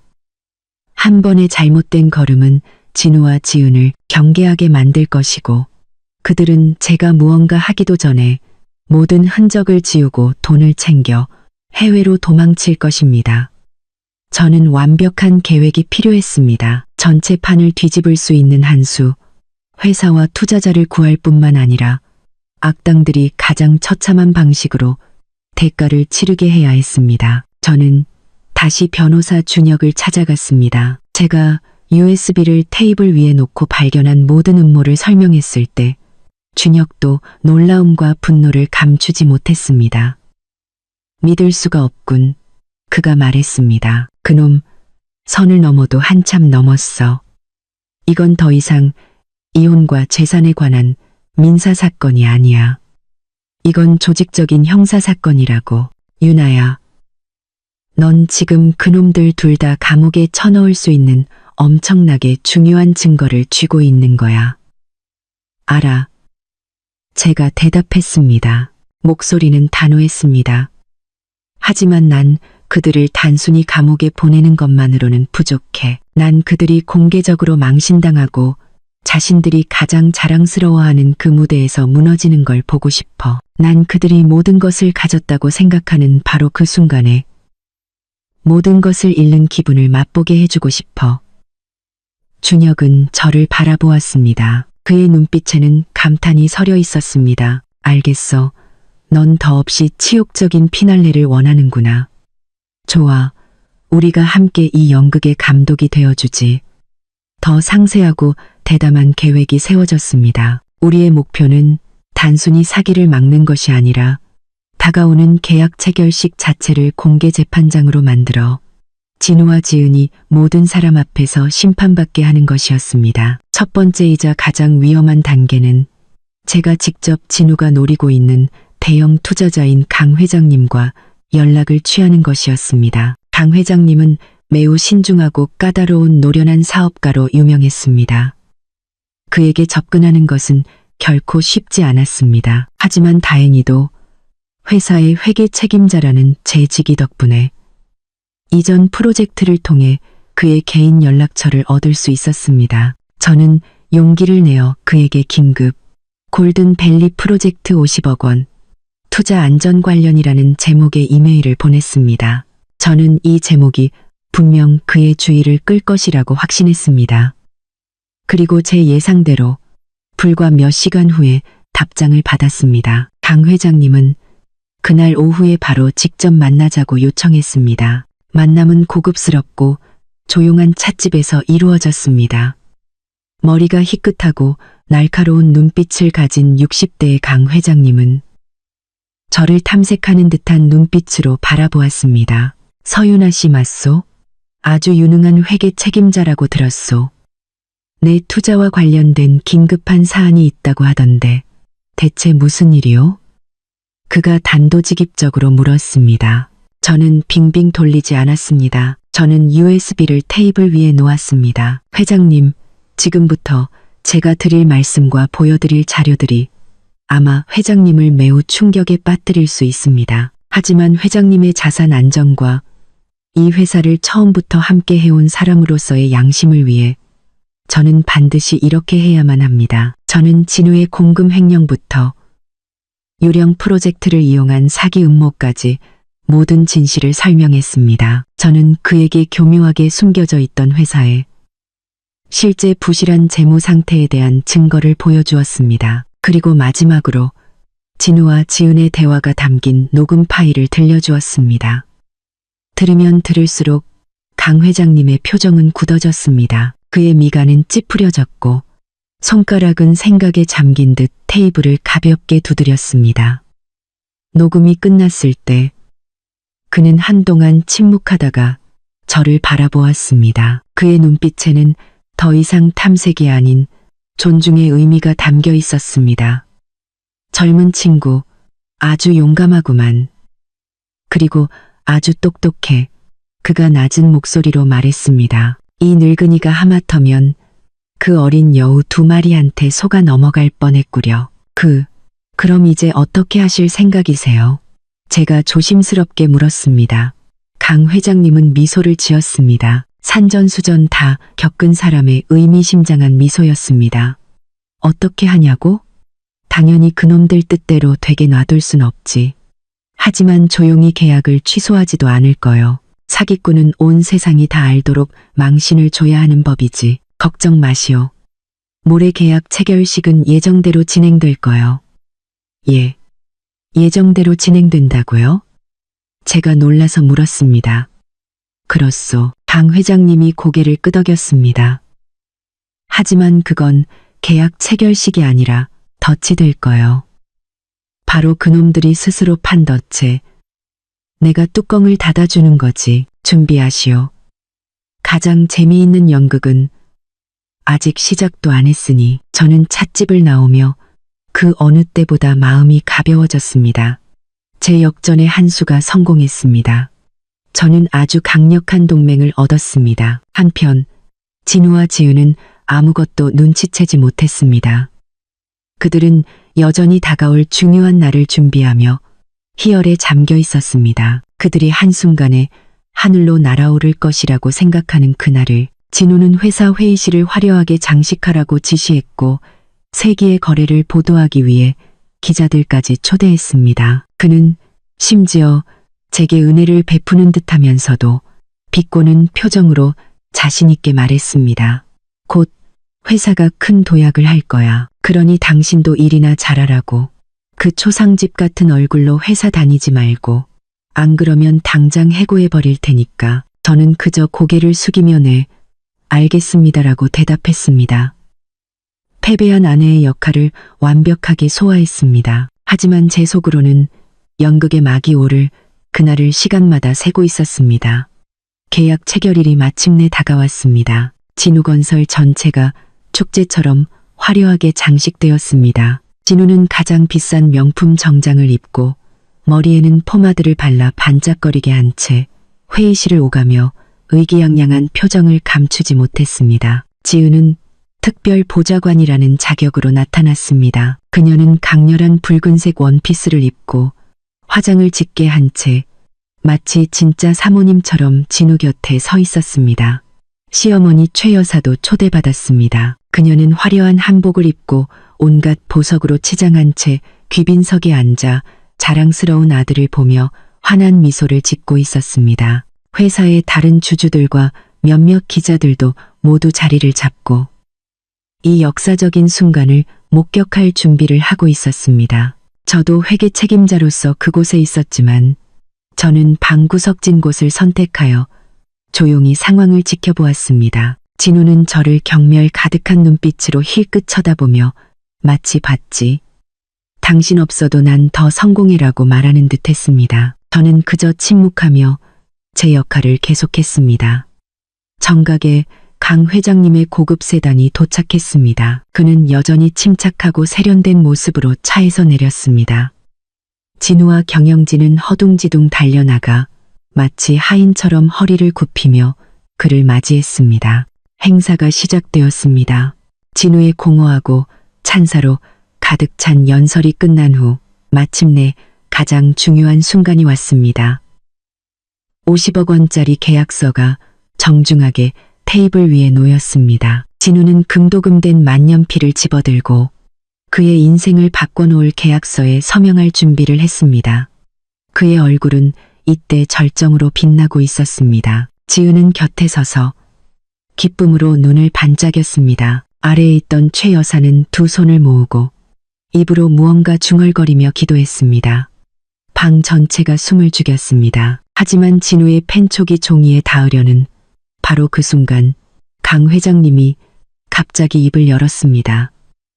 잠깐, 박 사장. 그의 목소리는 크지 않았지만 방 전체를 침묵하게 만드는 보이지 않는 힘이 있었습니다. 진우는 깜짝 놀라 그를 쳐다보았습니다. 그의 표정에는 약간의 의아함이 서려 있었습니다. 네, 회장님. 무슨 문제라도 있으신가요? 강 회장님은 그에게 대답하지 않았습니다. 그는 자리에서 일어나 계약서를 집어들었지만 서명하기 위함이 아니었습니다. 그는 그것을 갈기갈기 찢어버렸습니다. 그는 모든 사람이 경악하는 눈앞에서 계약서를 여러 조각으로 찢었습니다. 이 계약서는 그가 차갑고 단호한 목소리로 말했습니다. 그냥 휴지 조각에 불과하오. 회장님, 지금 뭘 하시는 겁니까? 진우는 더듬거렸습니다. 그의 얼굴은 시체처럼 하얗게 질렸습니다. 옆에 서 있던 지은도 망연자실했고 그녀의 입가에 머물던 미소는 그대로 굳어버렸습니다. 내가 뭘 하냐고? 강 회장님은 비웃었습니다. 그 웃음에는 경멸이 가득했습니다. 사기 행각을 맡고 있는 중이요. 다른 사람의 신뢰를 기만하기 위해 더러운 수법이나 쓰는 무능하고 쓸모없는 자의 진짜 얼굴을 폭로하고 있는 중이지. 그는 주주들과 기자들을 향해 돌아섰습니다. 여러분, 이 소위 골든밸리 프로젝트라는 것은 완전히 서류상으로만 존재하는 유령 프로젝트입니다. 그리고 이 진우건설이라는 회사는 사실 속이 텅 비어 파산 직전에 놓여 있습니다. 무너지기 전에 마지막으로 한탕해 보려는 것뿐입니다. 그 말을 하고 그는 자신의 비서에게 신호를 보냈습니다. 큰 스크린이 내려오고 그 위에는 제가 제공한 모든 증거들이 상영되기 시작했습니다. 적자로 가득한 회사의 실제 재무보고서, 진우가 회사 돈 수십억 원을 빼돌려 바로 이 내연녀에게 집과 차를 사준 영수증과 증빙 서류들, 방 전체가 폭발하는 듯 했습니다. 주주들은 벌떡 일어섰고 그들의 얼굴은 혼란과 분노로 가득 찼습니다. 기자들은 쉴 새 없이 카메라 셔터를 눌렀습니다. 아니야, 이건 모함이야. 전부 다 모함이라고. 진우는 상처 입은 짐승처럼 울부짖었습니다. 그는 여전히 방구석에 조용히 서 있는 저를 가리켰습니다. 저 여자가 날 해치려고 이 모든 걸 조작한 거야. 내가 곧 저 여자랑 이혼할 거니까 질투심에 저러는 거라고. 하지만 이미 너무 늦었습니다. 더 이상 그의 말을 믿는 사람은 아무도 없었습니다. 바로 그때 회의실 문이 활짝 열렸습니다. 이경희와 동료 경찰들이 안으로 들어왔습니다. 박진우 씨, 이경희가 차가운 목소리로 말했습니다. 당신의 사기 및 재산 횡령 혐의에 대한 고소장과 충분한 증거를 확보했습니다. 경찰서까지 동행해 주셔야겠습니다. 진우는 완전히 무너졌습니다. 그는 바닥에 주저앉았고 더 이상 아무런 힘도 남아있지 않았습니다. 지우는 상황이 불리해지자 몰래 도망치려 했지만 여경들에게 붙잡혔습니다. 그리고 시어머니 최 여사는 아들이 눈앞에서 망신당하고 체포되는 광경을 목격한 후 그 충격을 이기지 못하고 눈을 뒤집으며 기절해버렸습니다. 연극은 더없이 치욕적인 방식으로 막을 내렸습니다. 그들의 거짓된 제국은 그들이 가장 자랑스러워했던 바로 그 무대에서 산산조각 났습니다. 저는 그 모든 것을 바라보며 서 있었습니다. 마음속에는 통쾌함이 아닌 기이할 정도의 평온함만이 있었습니다. 마침내 죗값이 찾아온 것입니다. 거대한 회의실은 전례 없는 혼란에 휩싸였습니다. 기절한 최 여사의 날카로운 비명, 진우의 절망적인 무죄 주장, 기자들의 카메라 플래시 소리, 그리고 주주들의 분노에 찬 수군거림, 모든 것이 뒤섞여 붕괴의 교향곡을 만들어냈습니다. 저는 방구석에 서서 마치 자신의 영화에서 가장 극적인 장면을 다시 보는 감독처럼 조용히 모든 것을 관찰했습니다. 통쾌하지도 기쁘지도 않았습니다. 제 마음속에는 텅 빈 냉기만이 감돌았습니다. 이것은 제가 예상했던 결말, 배신과 끝없는 탐욕에 대한 필연적인 결말이었습니다. 경찰이 완전히 무너진 진우와 지은을 회의실 밖으로 끌고 가는 동안 저는 제 연극이 아직 끝나지 않았다는 것을 알았습니다. 투자자 앞에서 진우의 사기 음모를 폭로한 것은 외부로부터의 공격에 불과했습니다. 모든 것을 철저하게 끝내고 회사와 제 자신의 그리고 수많은 다른 직원들의 땀과 노력을 지키기 위해서는 내부로부터 결정적인 한 방을 날려야 했습니다. 진우가 한때 자랑스러워했던 모든 권력과 명예를 공식적으로 빼앗는 한 방을 저는 앞으로 걸어나가 연단으로 향했습니다. 불과 몇 분 전만 해도 진우가 아름다운 미래에 대해 장황하게 연설하던 바로 그곳으로 저의 등장은 잠시 혼란을 가라앉혔습니다. 주주들, 부장들, 그리고 남아있는 직원들까지 모든 시선이 제게 쏠렸습니다. 그 눈빛에는 호기심, 놀라움, 그리고 약간의 기대감이 섞여 있었습니다. 그들은 제가 진우의 아내이자 회사의 회계 책임자라는 것을 알았지만 오늘 이 연극에서 제 역할이 무엇인지는 몰랐습니다. 여러분, 제가 입을 열었습니다. 제 목소리는 크지 않았지만 회의실 전체에 울려 퍼질 만큼 매우 명확하고 단호했습니다. 저는 박진우 씨의 아내이자 진우건설이 처음 세워졌을 때부터 함께 해온 회계 책임자 서윤아입니다. 저는 잠시 말을 멈추고 방안을 한 바퀴 둘러보았습니다. 강 회장님께서 방금 발표하신 박진우 씨의 사기 음모는 모두 사실입니다. 하지만 그게 전부는 아닙니다. 그의 범죄는 파트너를 속이는데 그치지 않았습니다. 그는 매 시간 자신이 주인으로 있는 바로 이 회사를 갉아먹으며 자신의 더러운 개인적인 목적을 위한 도구로 사용해왔습니다. 저는 한쪽에 대기하고 있던 변호사 준혁에게 신호를 보냈습니다. 그가 앞으로 나와 자신의 노트북을 프로젝터에 연결했습니다. 큰 화면에 일련의 문서와 숫자 C 나타나기 시작했습니다. 그것은 바로 제가 그동안 비밀리에 수집해온 증거 서류 처리였습니다. 여러분, 제가 계속했습니다. 제 목소리는 이제 마치 기소장을 읽는 검사 같았습니다. 화면에 보이는 것은 박진우 사장이 지난 6개월 동안 직위를 이용하여 회사 공금 30억 원 이상을 횡령한 사실을 증명하는 모든 은행 거래 내역서와 영수증입니다. 화면에 나타난 붉은색 숫자들은 주주들을 경악하게 만들었습니다. 그리고 이 돈은 어디로 갔을까요? 제가 말을 이었습니다. 그가 항상 말하던 대외 활동이나 인맥 확장을 위한 것이 아니었습니다. 바로 내연녀의 호화로운 생활을 뒷받침하기 위한 것이었습니다. 여기 저는 더 포레스트 고급 아파트 매매 계약서 사진을 화면에 띄웠습니다. 매수인의 이름은 김지은. 20억 원짜리 아파트였습니다. 그리고 여기 저는 계속해서 벤츠 C300 사진을 띄웠습니다. 15억 원이 넘는 이 차 역시 김지은 씨 명의로 되어 있습니다. 이 모든 것이 진우건설의 돈, 우리 모두의 피땀으로 지불되었습니다. 방 전체가 폭발하는 듯 했습니다. 함성과 욕설이 터져 나왔습니다. 진우에게 재산을 믿고 맡겼던 주주들은 이제 모두 분노로 얼굴이 붉어졌습니다. 그들은 뻔뻔하게 속았던 것입니다. 이사회, 그리고 주주 여러분, 저는 모든 소음을 압도할 만큼 큰 소리로 외쳤습니다. 부인할 수 없는 이 증거들과 함께 신임을 악용하여 회사 재산을 횡령하고 재정적으로나 신용면에서 돌이킬 수 없는 손해를 끼친 행위에 대해 저 서윤아는 창립주주로서 바로 이곳에서 바로 이 순간 박진우 씨의 사장직 해임을 위한 임시이사회 소집을 공식적으로 요청합니다. 저의 제안은 마치 폭풍 한가운데에 던져진 두 번째 폭탄 같았습니다.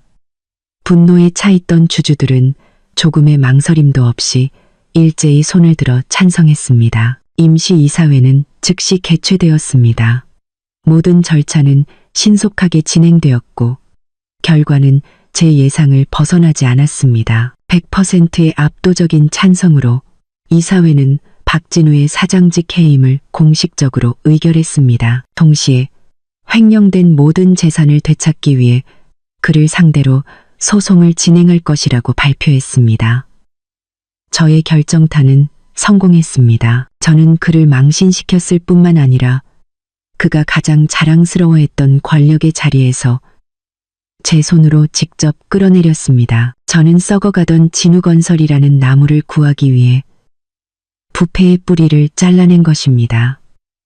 진우는 경찰서로 연행되었습니다. 하지만 강 회장 사기 사건은 증거 보강에 시간이 더 필요했기 때문에 그는 몇 시간의 조사를 받고 도시를 떠나지 않는다는 조건으로 풀려났습니다. 그가 상황을 뒤집을 수 있다는 희망을 품고 회사로 돌아왔을 때 그는 훨씬 더 잔인한 현실과 마주해야 했습니다. 그의 화려한 사무실은 봉인되었고 사장직은 해임되었으며 그의 모든 은행 계좌는 동결되었습니다. 그는 권력 있는 사장에서 순식간에 빈털털이 한때 자신을 칭송했던 바로 그 사람들에게 쫓겨나는 죄인이 되었습니다.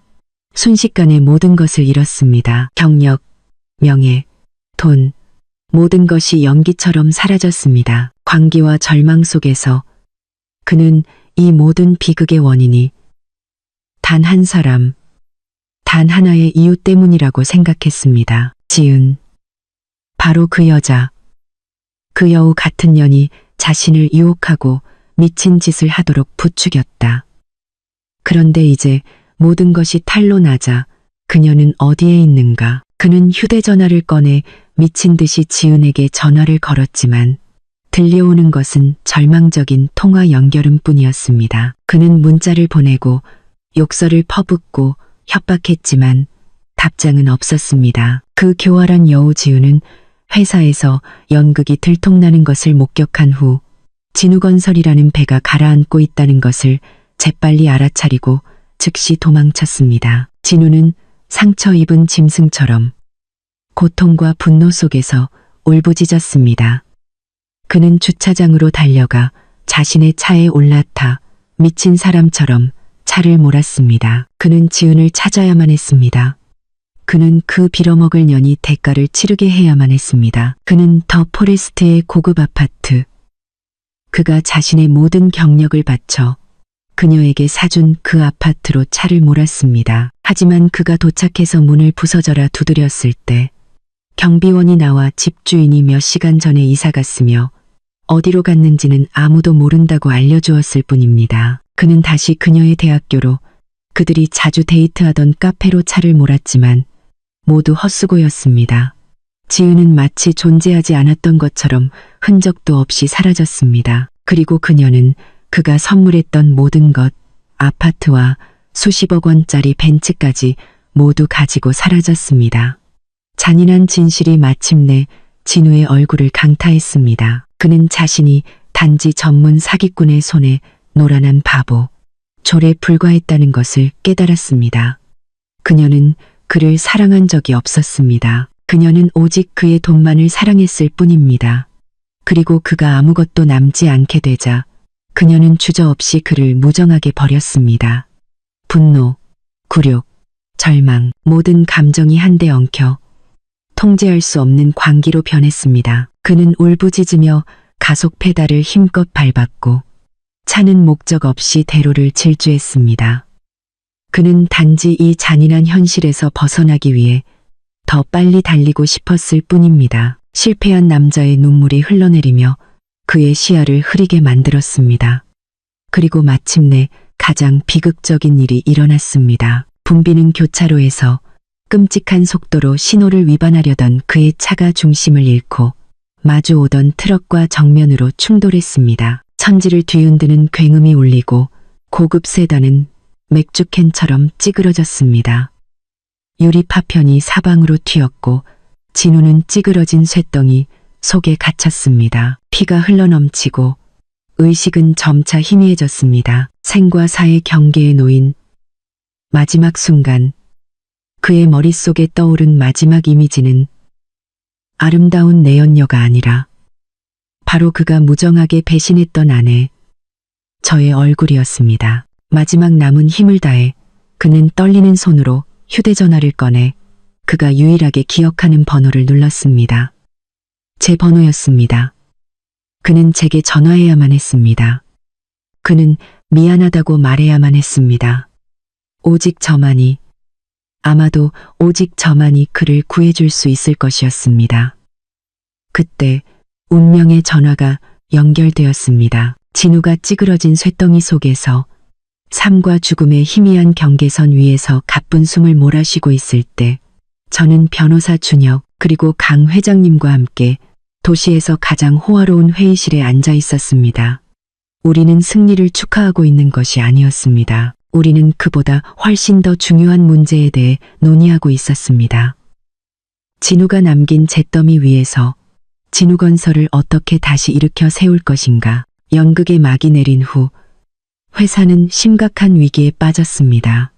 신용은 바닥에 떨어졌고 주주들은 동요했으며 파트너들은 줄줄이 자금 회수를 요구했습니다. 노련한 투자자의 안목으로 강 회장님은 회사의 진정한 잠재력, 즉 제가 10년 동안 쌓아 올린 견고한 기반 위에 세워진 잠재력을 보았습니다. 그리고 그는 한 가지 제안을 했습니다. 그는 자금을 회수하지 않을 것입니다. 오히려 그는 한 가지 조건 하에 더 큰 금액을 추가로 투자하겠다고 했습니다. 바로 제가 CEO 자리를 맡는 것이었습니다. 저는 많이 망설였습니다. 저는 회계사일 뿐인데 어떻게 이렇게 큰 회사를 책임질 수 있겠습니까? 하지만 강 회장님은 저를 생각하게 만드는 한마디를 했습니다. 서윤아 씨, 당신은 사장 경험은 없을지 몰라도 그보다 더 중요한 것을 가지고 있소. 바로 정직함, 전문적인 능력, 그리고 이 회사를 속속들이 꿰뚫고 있는 이해력이요. 그런 것들은 어떤 학교에서도 가르쳐주지 않지.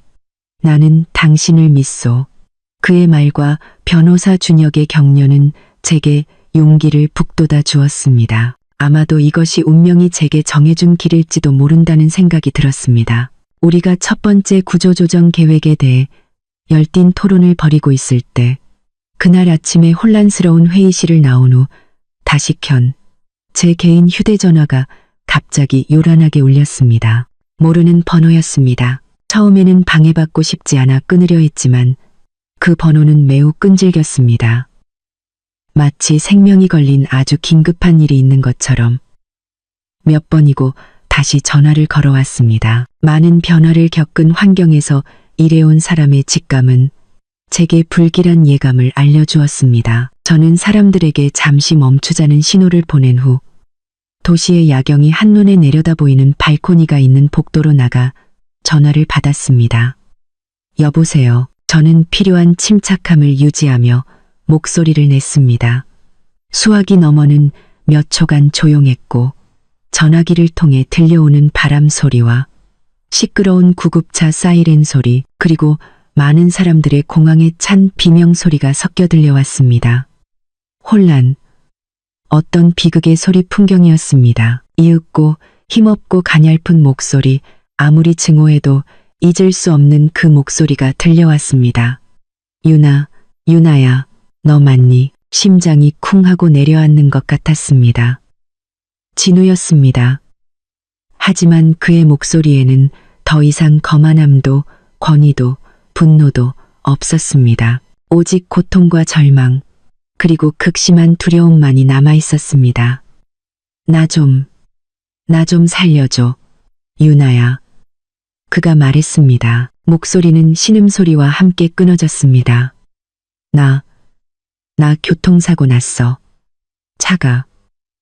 내 차가.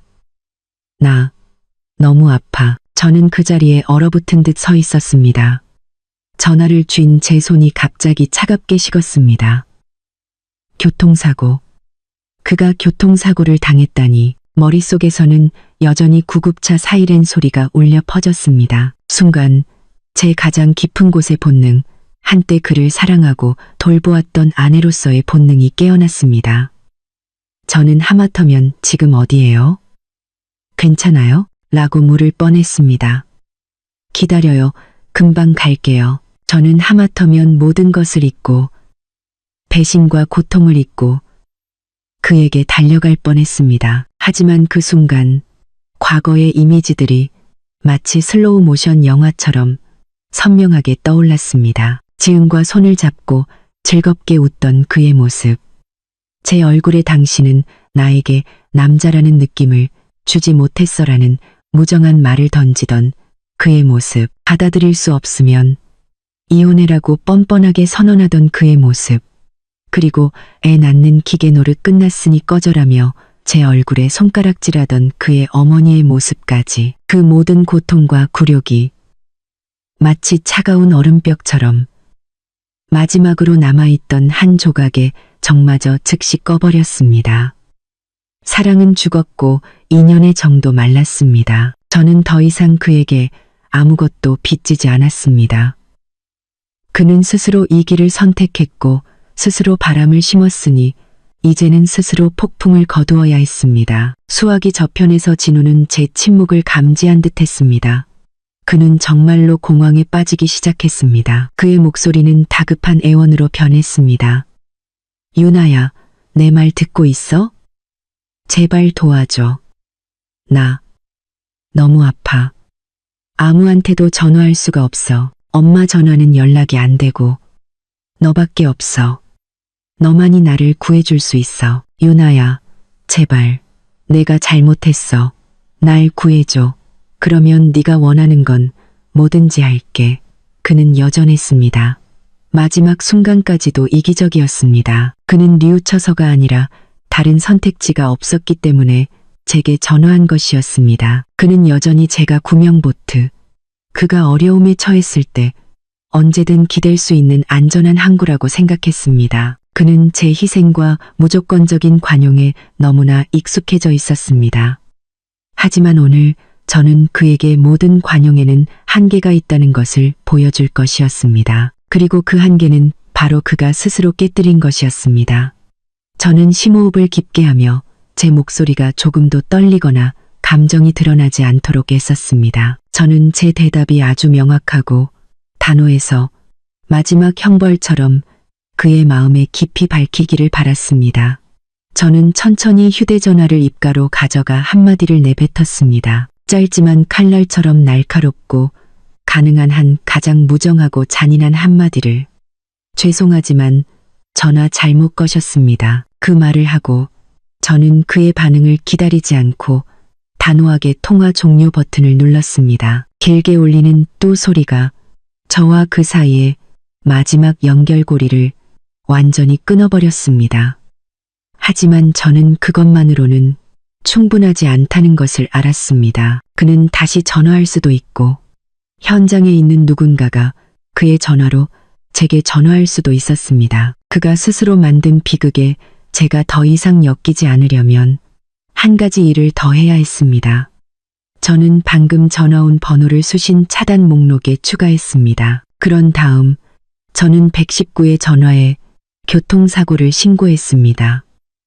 제 목소리는 저 자신도 놀랄 정도로 침착했습니다. 환자 이름 박진우, X사거리에서 교통사고가 났습니다. 네, 접수되었습니다.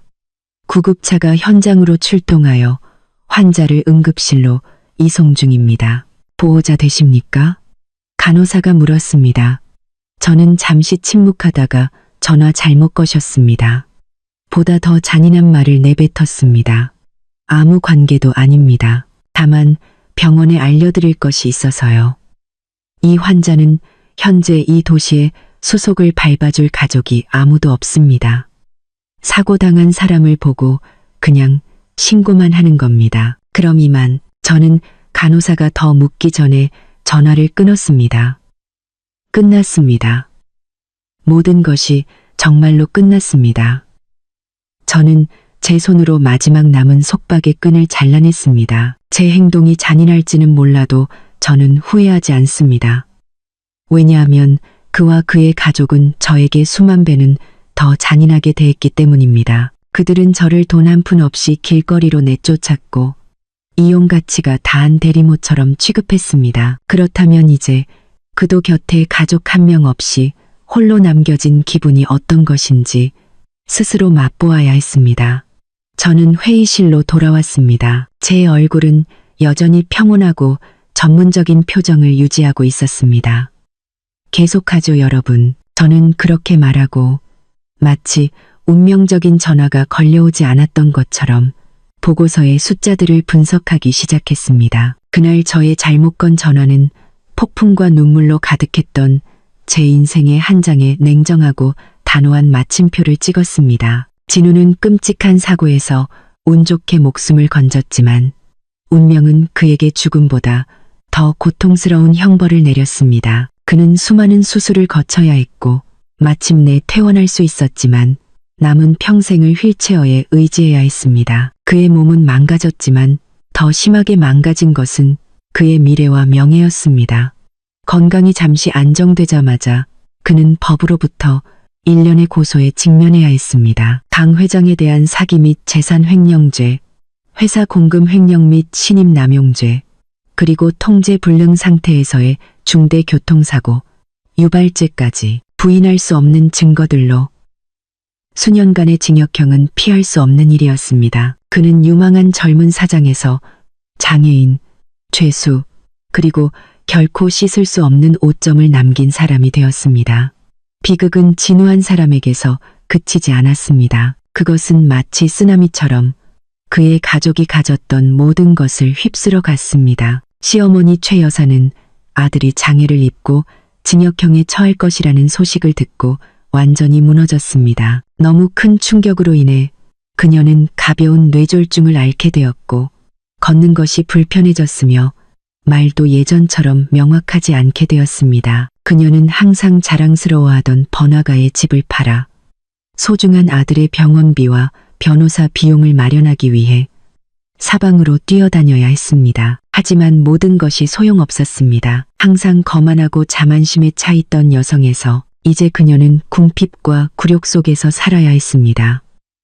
아마 이때가 되어서야 그녀는 자식 잘못 키우면 부모가 고생한다는 말의 의미를 절실히 깨달았을 것입니다. 그녀의 맹목적인 비호가 결국 그녀가 가장 사랑했던 아들의 인생을 망쳐버린 것입니다. 그리고 그 청순가련 내연녀 지우는 전문 사기꾼의 본성 그대로였습니다. 진우가 사고를 당하고 모든 것이 탈로 났다는 소식을 듣자마자 그녀는 멀리 도망쳤습니다. 그녀는 진우가 바친 수십억 원의 돈과 함께 아파트와 차를 급히 팔아치우고 흔적도 없이 사라졌습니다. 사랑, 존경, 영원한 약속, 모든 것이 연극에 불과했습니다. 막이 내리고 그녀의 남자가 더 이상 이용 가치가 없어지자 그녀는 주저없이 그를 가장 무정하게 버렸습니다. 이 진실은 진우에게 아마 육체의 상처보다 더 고통스러웠을 것입니다. 그는 자신을 진정으로 사랑한 적 없는 한 사람 때문에 모든 것을 잃었습니다. 한편 그들이 쉽게 버릴 수 있을 것이라고 생각했던 서윤아는 제 자신만의 새로운 부활의 여정을 시작하고 있었습니다. 진우가 해임된 후 진우건설은 전례 없는 위기에 빠졌습니다. 주주들은 동요했고 직원들은 두려워했으며 파트너들은 줄줄이 계약 취소를 요구했습니다.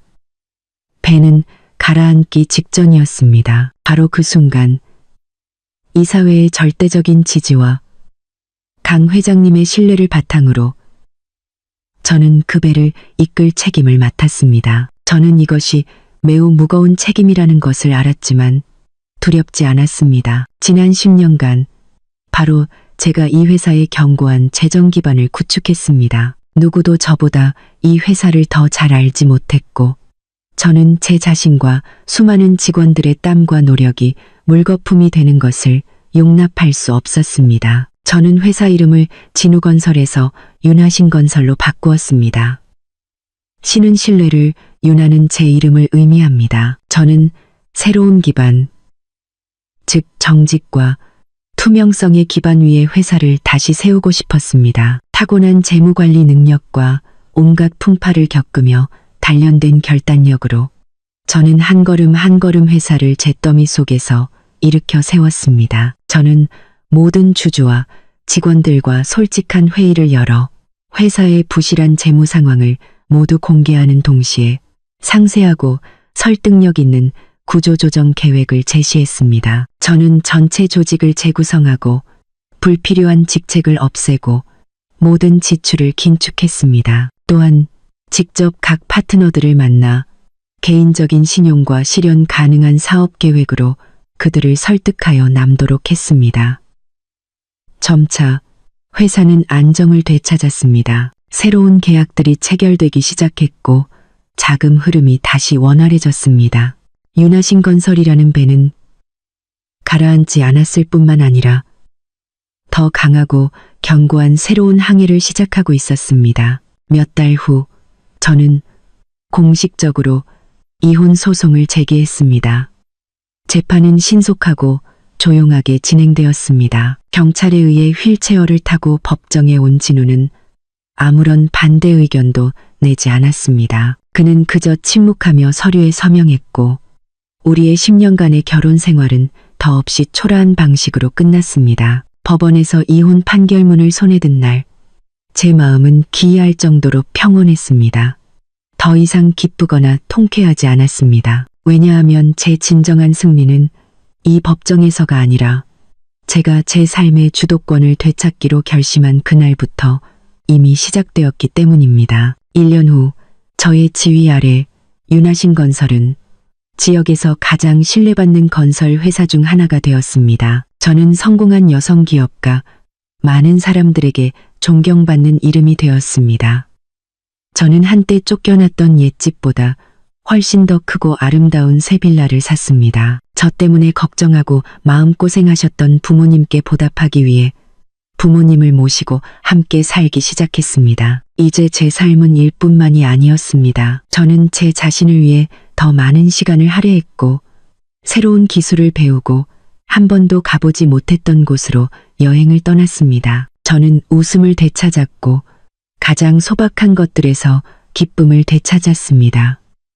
가끔 옛 친구들을 통해 진우의 소식을 듣곤 했습니다. 출소 후 장애를 입은 몸과 깨끗하지 못한 전과 기록 때문에 그는 안정적인 직업을 구할 수 없었습니다. 그는 낡은 임대주택에서 늙고 병든 어머니의 보살핌에 의지해 살아야 했습니다. 그들의 삶은 매우 힘들고 고단했습니다. 저는 더 이상 그를 미워하지 않았습니다. 왜냐하면 삶이 그에게 가장 공정하고 뼈아픈 형벌을 내렸다는 것을 알았기 때문입니다. 그 형벌은 감옥이나 장애가 아니라 평생 그를 따라다닐 자책과 후회였습니다. 어느 날 오후 저는 새 사무실 발코니에 서서 불이 켜지기 시작하는 화려한 서울의 도시를 내려다보았습니다. 저는 만족스러운 미소를 지었습니다. 저는 배신한 남편을 잃었고 눈물로 가득한 결혼 생활을 겪었습니다. 하지만 저는 제 자신의 가치와 힘을 되찾았습니다. 저는 한 여성이 아무리 짓밟히더라도 충분한 용기와 지혜만 있다면 완전히 스스로의 힘으로 일어서서 자신만의 제국을 건설할 수 있다는 것을 증명했습니다. 그날의 잘못 건 전화는 잔인한 행동이었을지 모르지만 그것은 제가 유해한 과거와 완전히 단절하고 강하고 독립적이며 당당한 새로운 사람으로 다시 태어나기 위해 필요한 잔인함이었습니다. 이제부터 제 인생은 바로 제가 주인이 될 것입니다. 시청자 여러분, 이로써 윤하의 쓰라리면서도 강인했던 여정이 막을 내렸습니다. 많은 분들에게 통쾌함을 주었을 결말이지만 우리에게 많은 생각을 하게 만드는 결말이기도 합니다. 이 비극적인 연극에 막이 내렸을 때 우리 마음에 남는 것은 단지 배신한 남편과 그의 합당한 죗값에 대한 이야기가 아니라 현대 사회에서 사랑, 결혼, 인간의 마음, 그리고 여성의 진정한 가치에 대한 매우 깊은 교훈입니다. 이 이야기가 주는 가장 큰 교훈이자 핵심 메시지는 바로 희생의 한계와 자존감의 가치에 대한 것입니다. 윤하는 다른 많은 한국 여성들처럼 사랑으로 가득 찬 마음과 모든 것을 희생할 준비가 된 자세로 결혼 생활을 시작했습니다.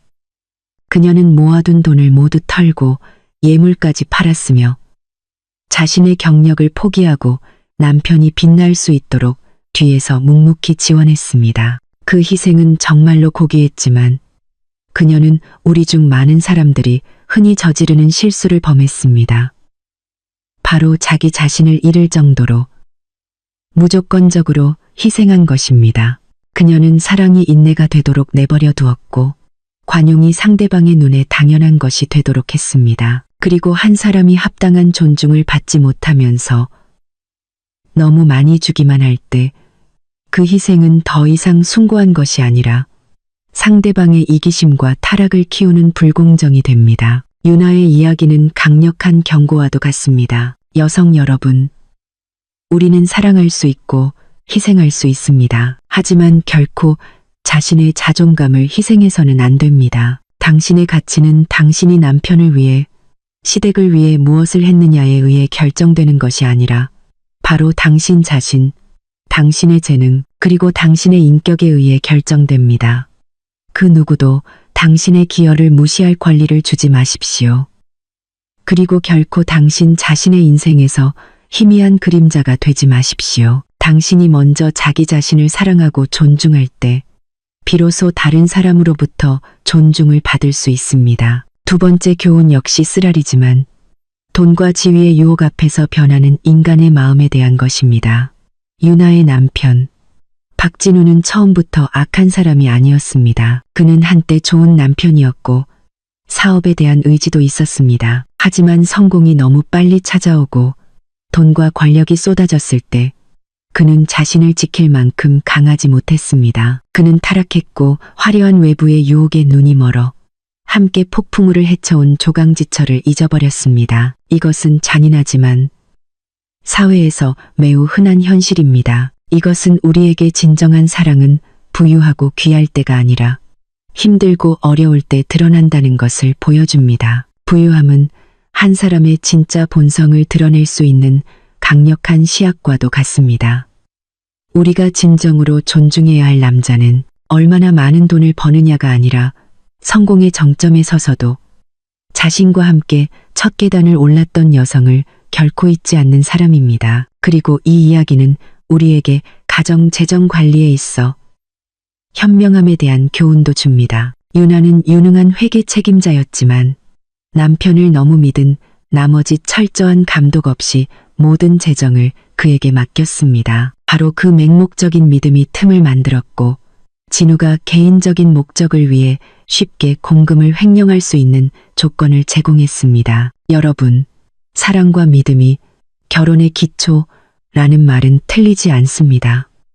하지만 믿음은 투명성과 함께 가야 하며 특히 돈 문제에 있어서는 더욱 그렇습니다. 아내든 남편이든 누가 경제권을 쥐고 있든 두 사람은 지출에 대해 서로 상의하고 통일하며 명확하게 해야 합니다. 결코 돈이 금지된 영역, 누군가의 개인적인 비밀이 되게 하지 마십시오. 왜냐하면 재정적인 불투명함이 나타날 때 그것이 바로 믿음과 가정의 행복에 균열이 가기 시작하는 첫 번째 신호이기 때문입니다. 마지막으로 이야기 끝에 나온 유나의 냉정한 잘못건 전화라는 결정은 많은 논란을 일으킬 수 있습니다. 그녀가 너무 잔인했다고 말하는 사람도 있을 것이고 너무 무정하다고 말하는 사람도 있을 것입니다. 하지만 우리가 그녀의 입장이 되어 그 모든 배신과 고통을 겪었다면 아마도 그 행동이 단순히 복수가 아니라 단절이라는 것을 이해할 것입니다. 과거와의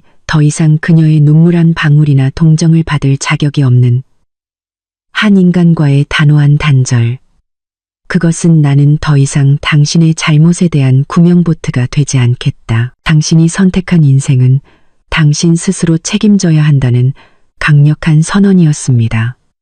때로는 인생에서 다시 태어나기 위해 우리는 조금 잔인해져야 할 필요가 있습니다. 우리를 상처 준 자들에게 잔인해지고 우리 자신 안에 남아있는 연약한 감정들에도 잔인해져야 합니다. 관용은 필요하지만 그것은 뉘우칠 줄 아는 사람에게만 주어져야 합니다. 우리의 선의를 무자비하게 짓밟은 자들에게는 단호하게 등을 돌리는 것이 때로는 우리가 그들에게 줄 수 있는 가장 큰 교훈이 됩니다. 여러분, 유나의 이야기는 사랑에서 배신으로, 붕괴에서 부활로 이어진 여정이었습니다. 이것은 우리에게 인생이 아무리 무정하게 당신을 넘어뜨리더라도 결코 포기하지 말라고 말해줍니다. 눈물을 힘으로, 고통을 지혜로 바꾸는 법을 배우십시오. 당신의 삶을 갉아먹는 유해한 관계를 용감하게 끊어내십시오. 그리고 항상 비온 뒤에 땅이 굳는다는 것을 믿으십시오. 이 문이 닫히면 더 밝고 더 넓은 다른 문이 당신을 기다리고 있을 것입니다. 당신 자신의 인생의 CEO가 되십시오. 강하고 독립적이며 당당하게 마지막 순간까지 저희와 함께 경청하고 생각해 주셔서 감사합니다. 유나의 이야기와 이 깊은 교훈들이 여러분에게 어떤 가치를 주었다면 구독 버튼을 누르고 알림 설정을 하여 다음에 의미 있는 이야기들을 놓치지 않음으로써 그것을 널리 퍼뜨려 주십시오. 그리고 이 영상을 친구와 가족에게 좋아요와 공유하는 것을 잊지 마십시오.